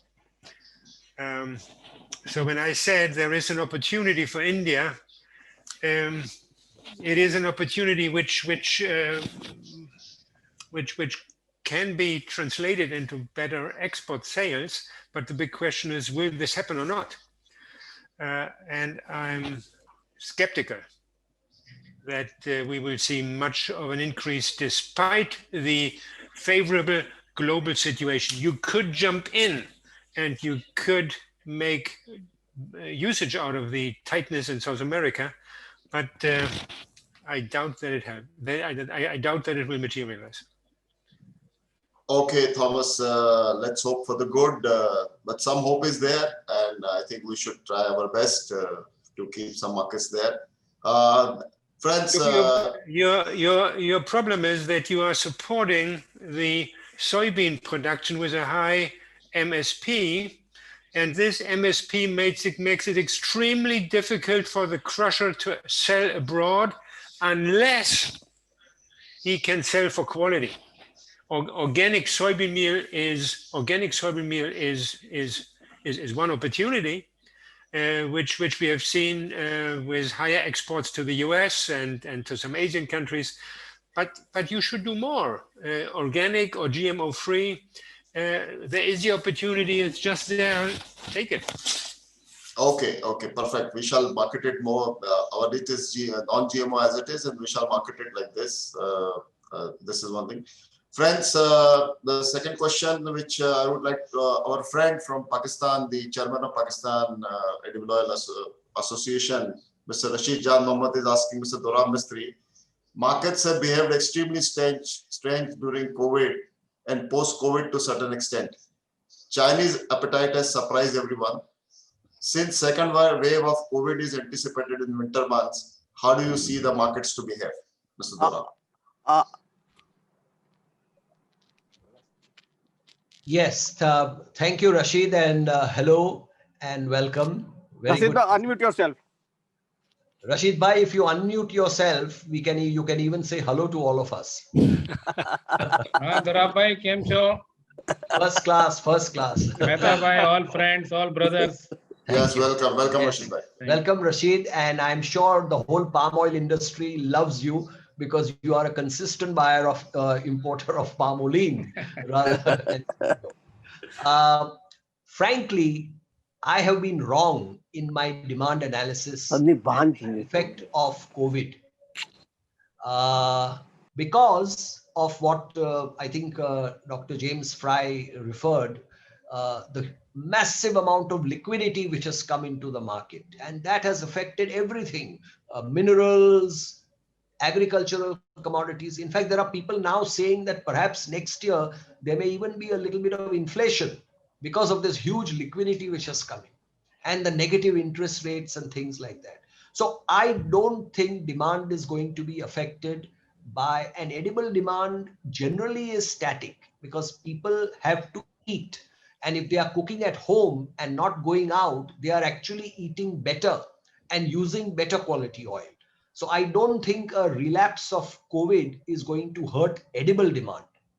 Where it may hurt is that it will make biodiesel less competitive, because I think this, this crude oil Brent has been held up by tremendous discipline by this alliance between the Russians and the Saudis. They have cut production, and they are now, how long this discipline lasts, I don't know, because last week Saudi Arabia announced its budget where they are putting Brent at $50 a barrel. Now we know $50 is not going to happen. So will they step up production? What will they do? And at the moment, they have Uncle Donald Trump giving his blessings to all the mischief that they do in the market. When Trump is off and if Joe Biden comes in, what will be the result? So I think the effect on edible will not be much. And I would say that when I did my price outlook for next year, that we are going to see higher prices next year, I took into account the fact that winter there is a relapse of COVID. Very unfortunate, but I am a man of hope. And there is a Parsi enterprise in India called Serum Institute, which is going to make millions of doses of the vaccine which is being developed by Oxford University. It is called the Jenner Institute because Jenner developed it. And Oxford is also the hometown of Dr. James Fry. I can see him smiling. So I have great hope in human ingenuity in the vaccine. And I think we will conquer this virus. Does that make you happy? Thank Rashid bhai, I hope your question is answered well. Thank you very much. Thank you, Dorab bhai. Thank you very much. Thank you. Your And Rashid presentation bhai, was also excellent. Same for Thomas Mielke and James Fry. Good, Rashid bhai. Thank you for joining us. Now we have a question for Dr. James Fry. This is from Dr. Suresh Motwani. What would be the impact on oil, in particular palm oil, due to EU Green Deal? The thing is, the EU various policies are more long-term than short-term in terms of when they will actually take effect. I think the interesting thing about EU biodiesel right now is what I mentioned earlier about the balance between what they call waste feedstocks, which are basically used cooking oil and animal fats, which they try to encourage. And we have seen the cutbacks in available, this is the interesting unexpected effect of the COVID-19. Less horeca, less used cooking oil, although it's starting to come back. Less of that means that you needed twice as much vegetable oil biodiesel to replace the amount of lost used cooking oil and tallow biodiesel. So within the EU policy, the big factor right now, which has actually helped palm oil demand, is the loss of these alternative high value feedstock. And it's not just EU, it's also similar thing in California where they have the low carbon fuel standard. You look around the world, hundreds almost of renewable diesel plants popping up. And they need ideally low grade feedstocks. And I'm not quite sure how the world, EU, US in particular, will square that circle. But coming back to EU Green Deal and the like, I don't see the EU as really having much effect on the palm oil market in terms of this initiative, in terms of the time horizon we're talking about today. It will have maybe a long-term effect, but not today. Okay, thank you very much, Dr. Fry. There's one more question to you. This is by Annie Lim. Dr. Fry, when do you think Malaysian palm oil stocks will peak in the year 2021?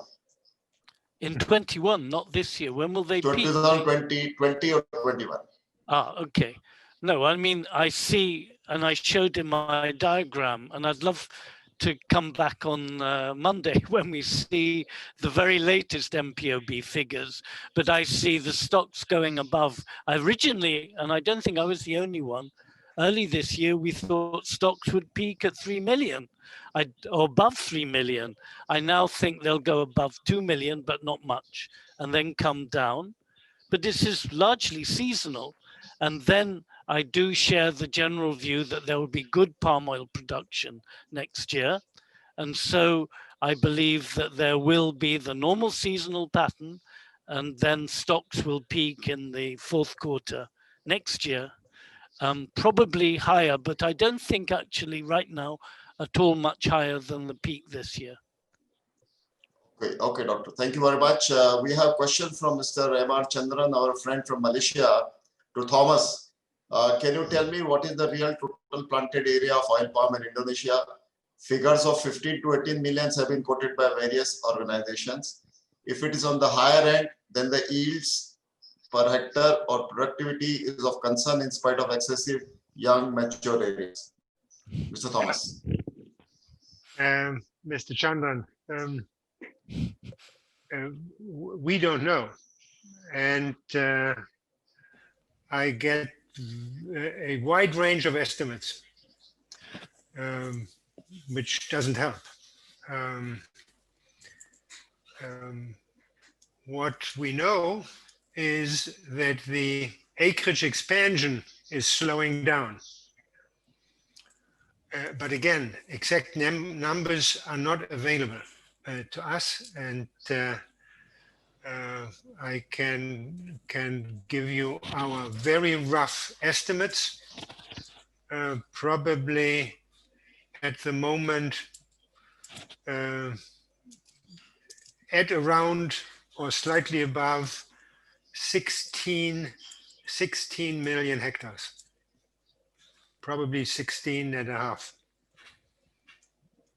But this is a rough estimate. Okay, Mr. Thomas, thank you very much. I have a question. Yes, Mr. Mr. Can I ask a question? Yeah, surely. This question is to Dorab and to this. India has imported about 1.5 less. And next year, looking at a heavy plantation of mustard and both soya and groundnut crop Atulji, I'm sorry. better than what was last year. I'm sorry, Atulji. I have to interrupt. We could not hear your question clearly, sir. I would have to request you to repeat your question. I'm sorry about this. Sorry, I'll repeat the question again. This year, India is importing about 1.5 million ton less compared to the previous year. And next year, we are expecting that India will actually be producing another 1.25 to 1.5 million tons of excess domestic oil. Do you think India would still be importing 13.5 million tons next year, or with a 2% expected demand contraction, this figure might actually come down? What is your take on that? Because I saw Thomas Mielke saying that probably India will be importing more than what imported this year. Yeah. So your comments, and I would like to listen both the comments from Dorab as well as Thomas Mielke. Right. Thomas, would you like to go first? Yes, my pleasure. Well, the increase in groundnut production translates only into a very, very small increase in groundnut oil production. And this increase in groundnut oil production will be more than offset by a decline in sun oil. No, I'm confident that we are going to see a recovery in imports, but not as high as 2 years ago when India imported 15.6 million tons. We always look at the whole picture. We look at edible imports and inedible imports, also inedible. And I think this is the way it should be done. We have an estimate for all oils and fats of 15.3 million tons. I think this is conservative. Very low stocks at the beginning of October also will raise imports. You are right. If India manages to produce a bigger mustard crop, it will help, but it cannot prevent an increase and it cannot prevent a recovery in Indian imports of oils and fats. Thank you, Thomas. To Dorab now. Yeah, I tend to agree with Thomas for two reasons.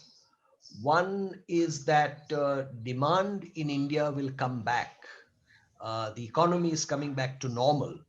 So the tremendous decline in demand, which we saw last year, at least for a period of 3 to 4 months during the lockdown, I think is coming back. We are starting with very low stocks. Pipeline has been eaten up virtually. And lastly, in my SNDs, which correlates very closely with what our friend Govind Bhai of GGN produces, we have taken about 500,000 tons extra mustard seed production. That's all. Now, I think we will probably get more than 500,000 tons if the government does all the right things and considering the very high prices of mustard seed this year. But this is work in progress. We have to watch. Remember, we have had 3 very good seasons of rainfall during the Rabi crop.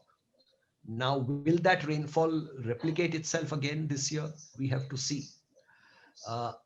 We are in the midst of a La Nina. Now, La Nina generally gives you a sort of, as they say in Hindi, kadaka dharaka in September and October, and then disappears. So let us wait and watch and see how the rainfall develops before we put too much emphasis on our mustard crop. But for the time being, I think Thomas is right that production is not likely to go up very significantly. You know, these significant rises will only take 2-3 years to happen. And in the meantime, consumption is coming back. So for that purpose, I think our imports will go up. Okay. One more question, counter to this. Do high prices result in demand contraction in India? Is India a price sensitive market, or it's immune to price increase or decrease? No, I think India is very much a price sensitive market, but the band of price elasticity has got a little less as prosperity come about. And we have this very large urban middle class, which tends to be able to consume irrespective of the price. So it is mainly rural India where the price elasticity is so easy. And you're absolutely right, but prices are not yet unaffordable. Not yet. When you look around yourself, the price of oil, which is why I kept saying that the sunflower oil producers must wake up. People in Ukraine and Russia are sleeping or sleeping in paradise. They will wake up. Sunflower oil, someone was telling me the other day, a 15-liter tin costs 2,000 rupees. And the consumer is absolutely refusing to buy those tins.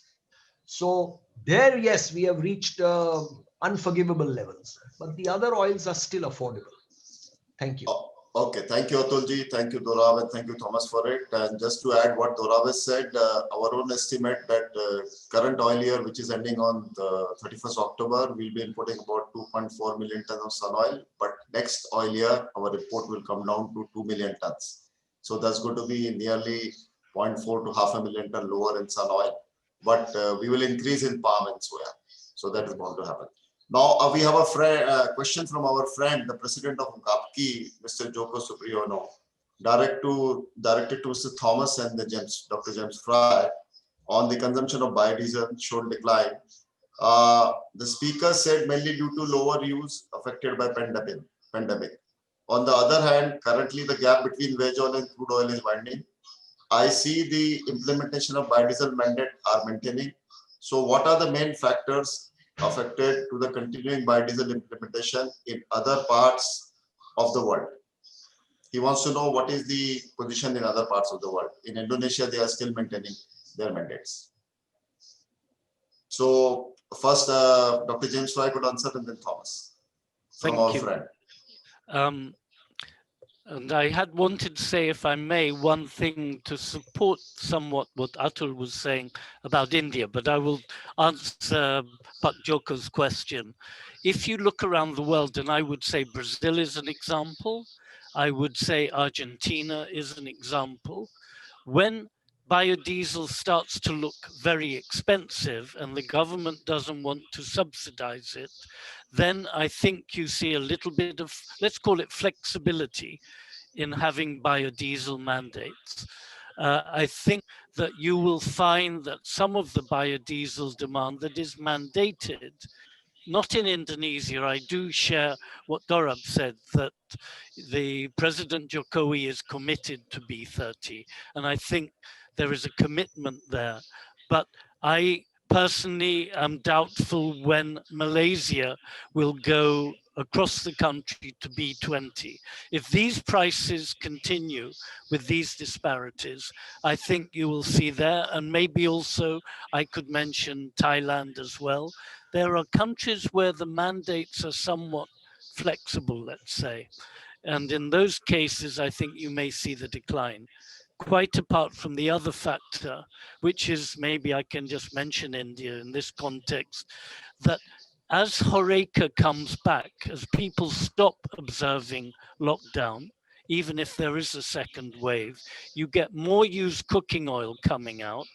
And it's not only that, the Horeca people use the oil more intensively. They don't use it just once. They're different from households. So it actually, in Indian context, may mean you don't see the increase in demand for cooking oil that you might have expected, because Horeca is using it more intensively and taking it away from household use to some extent. But still, in terms of biodiesel, more used cooking oil means with the incentives in Europe, US, then you don't need quite so much vegetable oil to meet the biodiesel mandates. Thank you. Thank you. Now, Thomas, would you like to add to Joko's question? Yeah, my pleasure. Very complex because it's different from country to country. How are the mandates being reinforced? And I give you one example for Argentina. The government has not changed the biodiesel selling price in the domestic market since December. the result is that in September last month, the domestic usage of biodiesel in Argentina was only 10% of the mandate, or less. It was 8,000 tons as compared to 80 or 85,000 tons mandate. So Argentine biodiesel production is falling to a 10-year low, 1.3, 1.2 million tons, because the mandate doesn't work. The consumer, nobody is producing biodiesel for the domestic market at the price fixed by the government last December. It doesn't make any sense. So this mandate is just in the air, no enforcement. In other countries, and as a result of that, Argentina is exporting now more soybean oil, which is slightly bearish for the soybean oil. On the other hand, Europe, for example, Germany, has increased consumption of biodiesel because of a higher mandate. And this mandate is being enforced by high penalties. The same is true for Italy and for other European countries. And as a result of that, palm oil imports and biodiesel production, also used cooking oil imports into Europe are turning out higher than expected. So very different. One last word. If Indonesia would politically enforce B30 for the next 12 months, we would be running out of palm oil.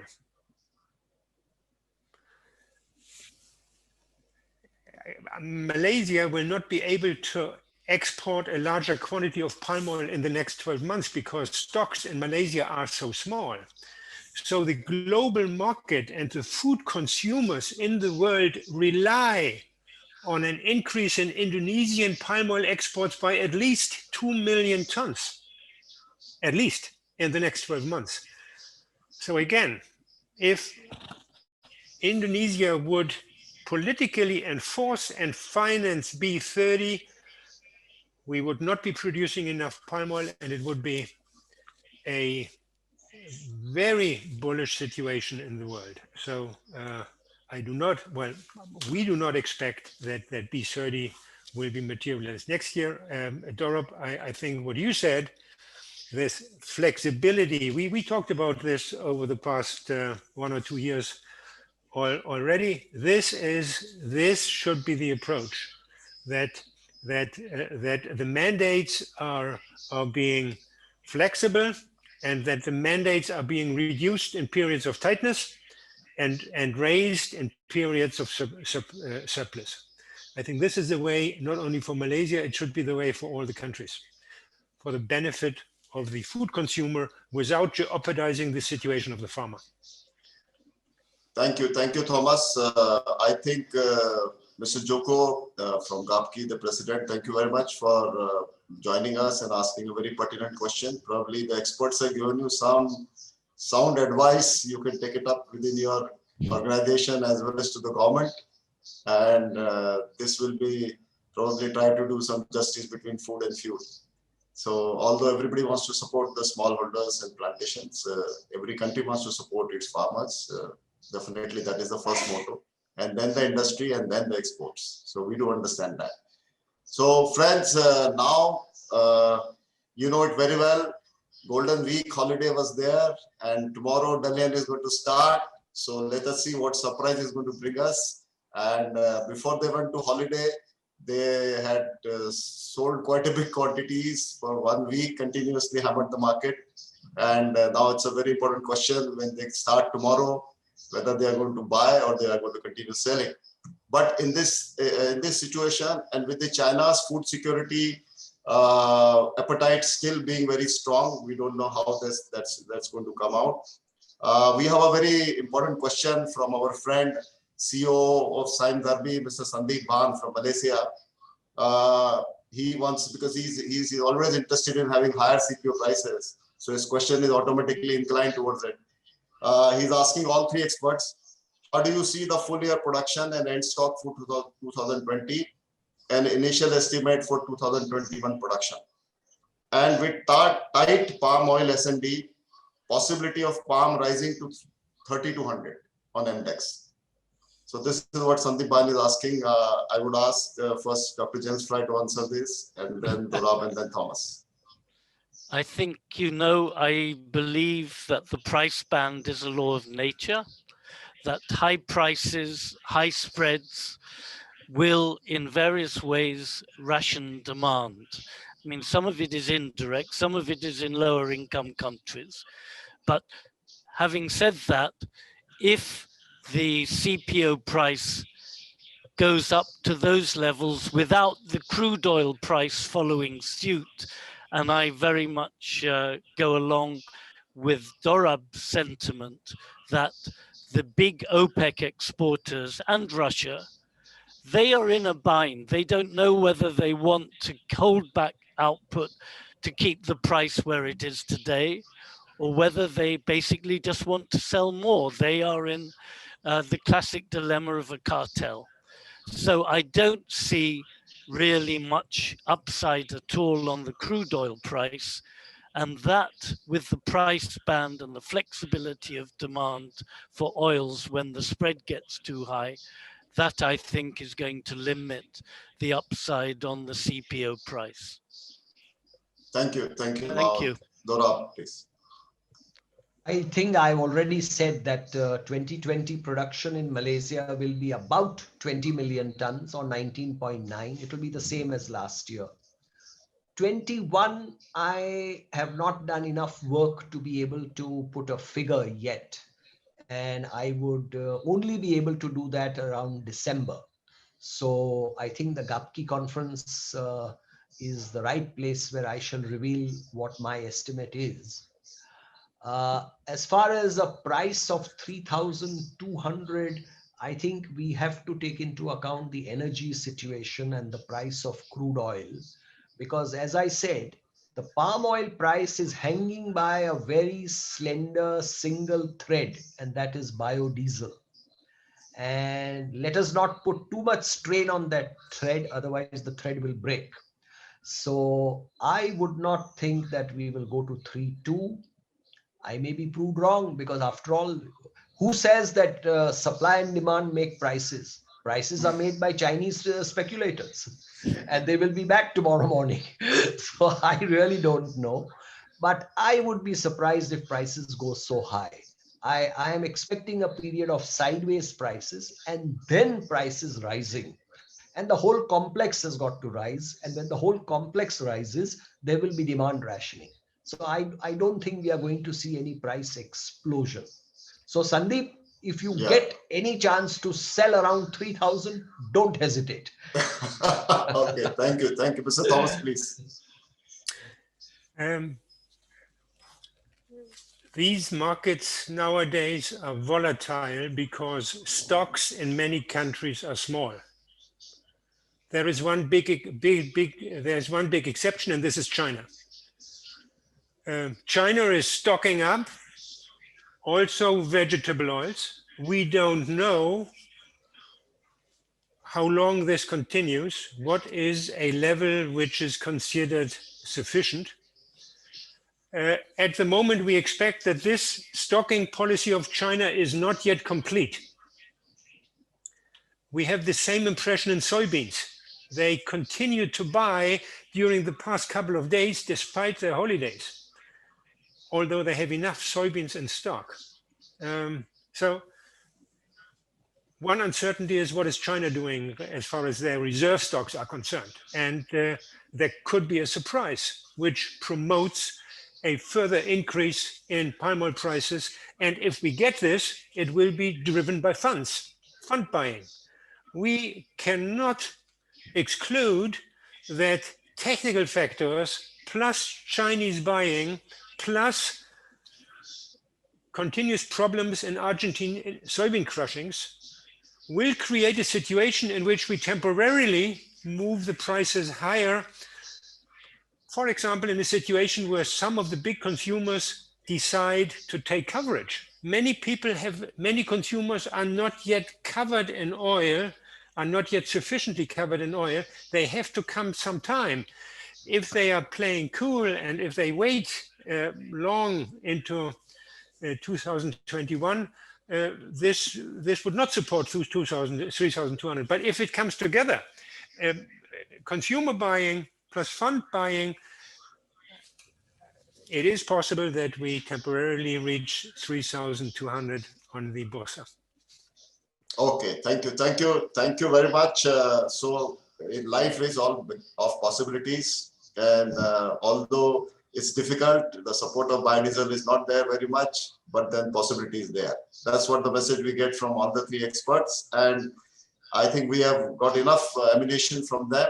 Now, every day when we sit on our trading table, we have to see the factors. They have told us all these factors are going to influence the prices, and we have to see those factors, how they are behaving every day, and make your own conclusions. Friends, thank you very much to President Atul, Dr. Mehta, and all the three stalwarts. This price outlooks, although we have many questions, but time is very short, we want to end up in time. So now I would request Dr. Mehta to propose vote of thanks.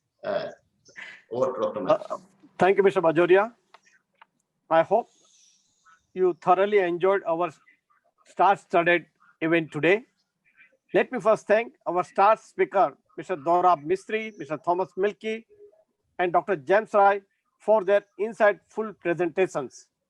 I would also like to thank our moderators, Mr. Atul Chaturvedi and Mr. Sandeep Bajoria, for moderating today's event and their continuous guidance for the event. This webinar is successful thanks to the participations from each of you. When we started this webinar this afternoon, we had registered over 1,100 participants across the globe from nearly 40 countries. Let me remind you, we will have a regular 24th GLOBOIL edition at Goa during 27 to 29 January 2021. Please do register as delegate and take the advantage of early bird fee. Last but not least, we thank all our sponsors for SEAGM and Mega Webinar. The entire recording of webinar will be hosted on SEA website, TEFLA website, and also the YouTube by today night. Thanks once again to all of you, and see you at the GLOBOIL Goa during 27th, 29th January 2021. Until then, wishing you safe and healthy living, and God bless. Thank you. Thank you very much.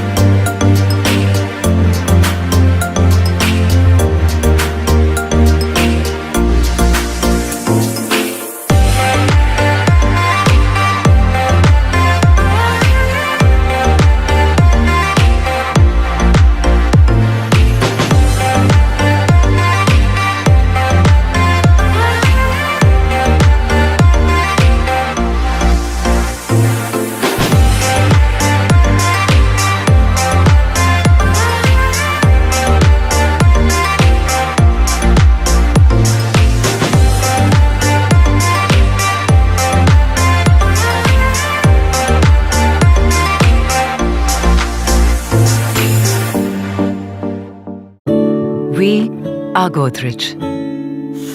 That's us in ruby, green, and blue. And this is a story of the little things we do. It started with a little thing we made to protect you and your things. Over 100 years on, we're still doing the same, except it now has wings. Little things that will take you places you can't get to on an airplane. And little things that circle the earth and tell our farmers when it'll rain.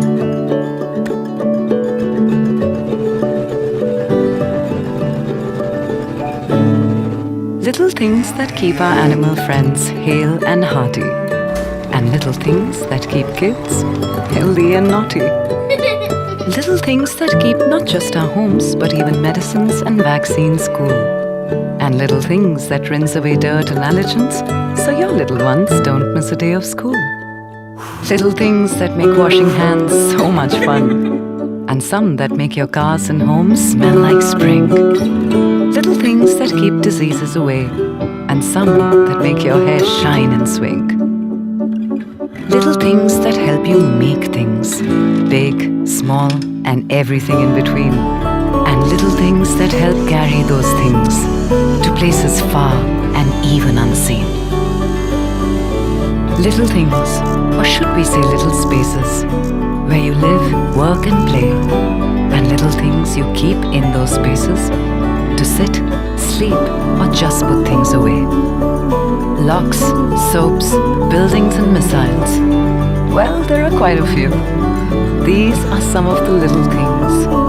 The little things we do.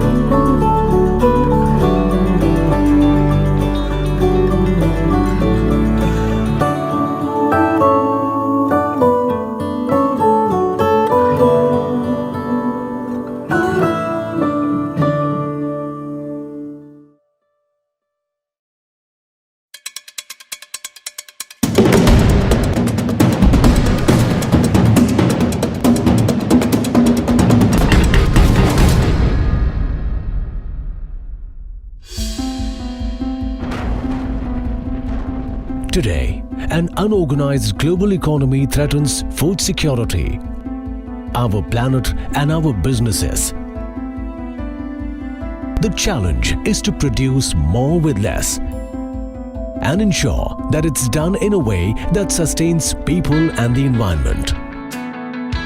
Solidaridad Network is an innovative and solution-oriented global sustainability organization with almost 50 years of experience in facilitating development with socially responsible, ecologically sound and profitable supply chains in 13 agro-commodities and industrial minerals across 35 countries. Headquartered in Hong Kong, Solidaridad Asia operates from its offices in India, China, Indonesia, Malaysia, Israel, Bangladesh, Myanmar and Sri Lanka.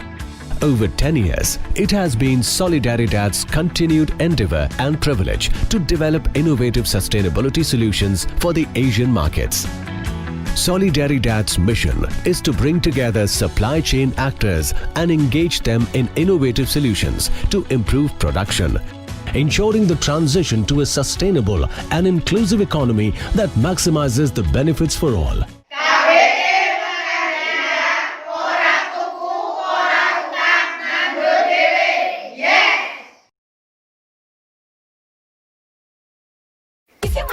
चलो बच्चों नाश्ता कर लो।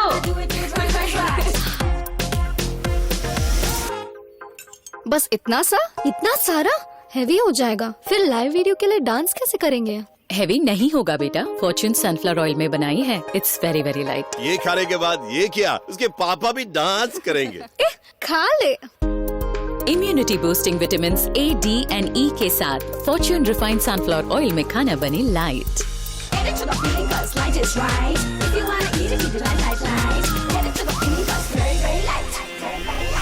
Fortune sunflower oil very very light. अरे कैसी है madam? बिल्कुल ठीक हूँ। भिंडी और फुलके लाए हैं, ट्राई कीजिए। क्या मैडम जी, 10-20 नंबर के पीछे लल्ले की जान लेंगी क्या? थोड़ा इधर उधर जोड़ जाड़ के कर दीजिए ना पास। पहले आप खाना तो खाइए। लाओ भाई। शुद्ध सरसों के तेल में बनाया है, कोई मिलावट नहीं। बढ़िया। हमारे उसूल भी ना कुछ ऐसे ही हैं। और लल्ले को कहिए थोड़ी और मेहनत कर ले, अपने आप पास हो जाएगा। खाने पर से उठते नहीं। इसी तरह फॉर्च्यून कच्ची घानी सरसों का तेल बनता है बिना कोई मिलावट के, वही ट्रेडिशनल कोल्ड प्रेस तकनीक से, ताकि पारंपरिक स्वाद और झांझ हमेशा बरकरार रहे। It's always a pleasure to be here at GLOBOIL. There is absolutely no doubt that conferences and exhibitions are mission critical in rebuilding the economy. The opening of B2B conferences and exhibitions by Government of India is symbolic of this faith. Face-to-face encounters for business networking will be irreplaceable, and here comes the importance of events like GLOBOIL, which will generate a domino effect across multiple sectors. Happy times are here again. Goa is now open for tourist and business visitors, and so as registrations for GLOBOIL, Goa reopens with the exuberant determination. The annual festival of the global edible oil industry, the iconic and amazing GLOBOIL, will be celebrated with much fanfare in the colorful and vibrant environment of Goa. We are grateful to the delegates and exhibitors who've already registered. What a lineup of speakers even in this difficult and uncertain times.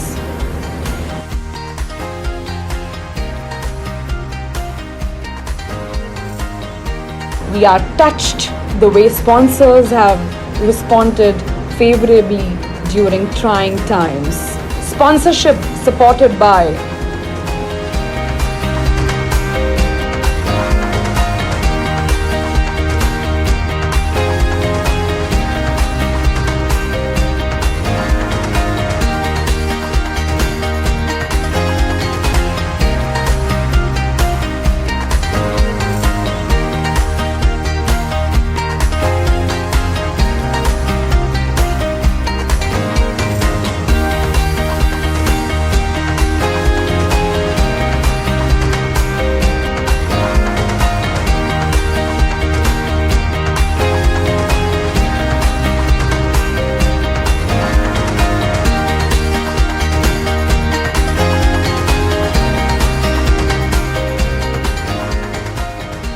the organizers will follow all government guidelines and SOPs to safeguard the health and hygiene of the participants with the utmost care. With all its spectacle and splendor, serenity and grandeur, hustle bustle, glamour, glitter and extravaganza, please join us to celebrate GLOBOIL's 24th anniversary during 27th, 28th and 29th January 2021 at Goa.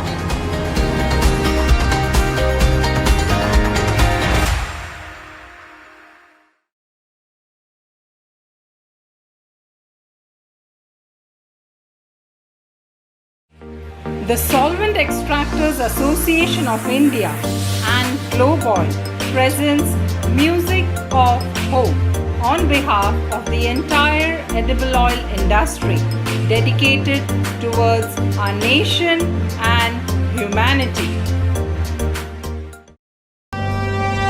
मुट्ठी में कुछ सपने लेकर भर कर जेबों में आशाएं, दिल में है अरमान यही कुछ कर जाएं, कुछ कर जाएं। सूरज सा तेज नहीं मुझ में, दीपक सा जलता देखोगे। सूरज सा तेज नहीं मुझ में, दीपक सा जलता देखोगे। अपनी हद रोशन करने से तुम मुझको कब तक रोकोगे? तुम मुझको कब तक रोकोगे?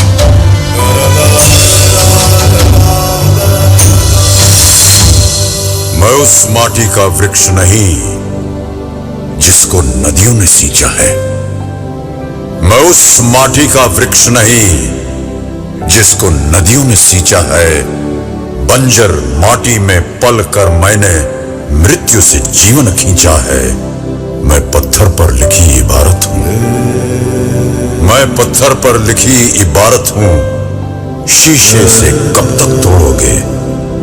मिटने वाला मैं नाम नहीं, तुम मुझको कब तक रोकोगे?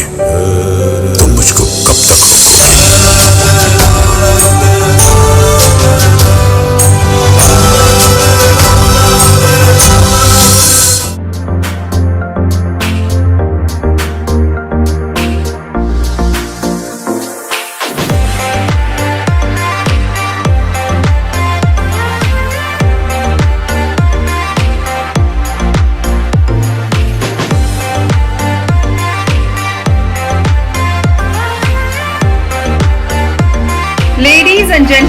It's our pleasure to welcome you all to this webinar on World Price Outlook for Vegetable Oils and Meals, brought to you by the Solvent Extractors Association of India and GLOBOIL.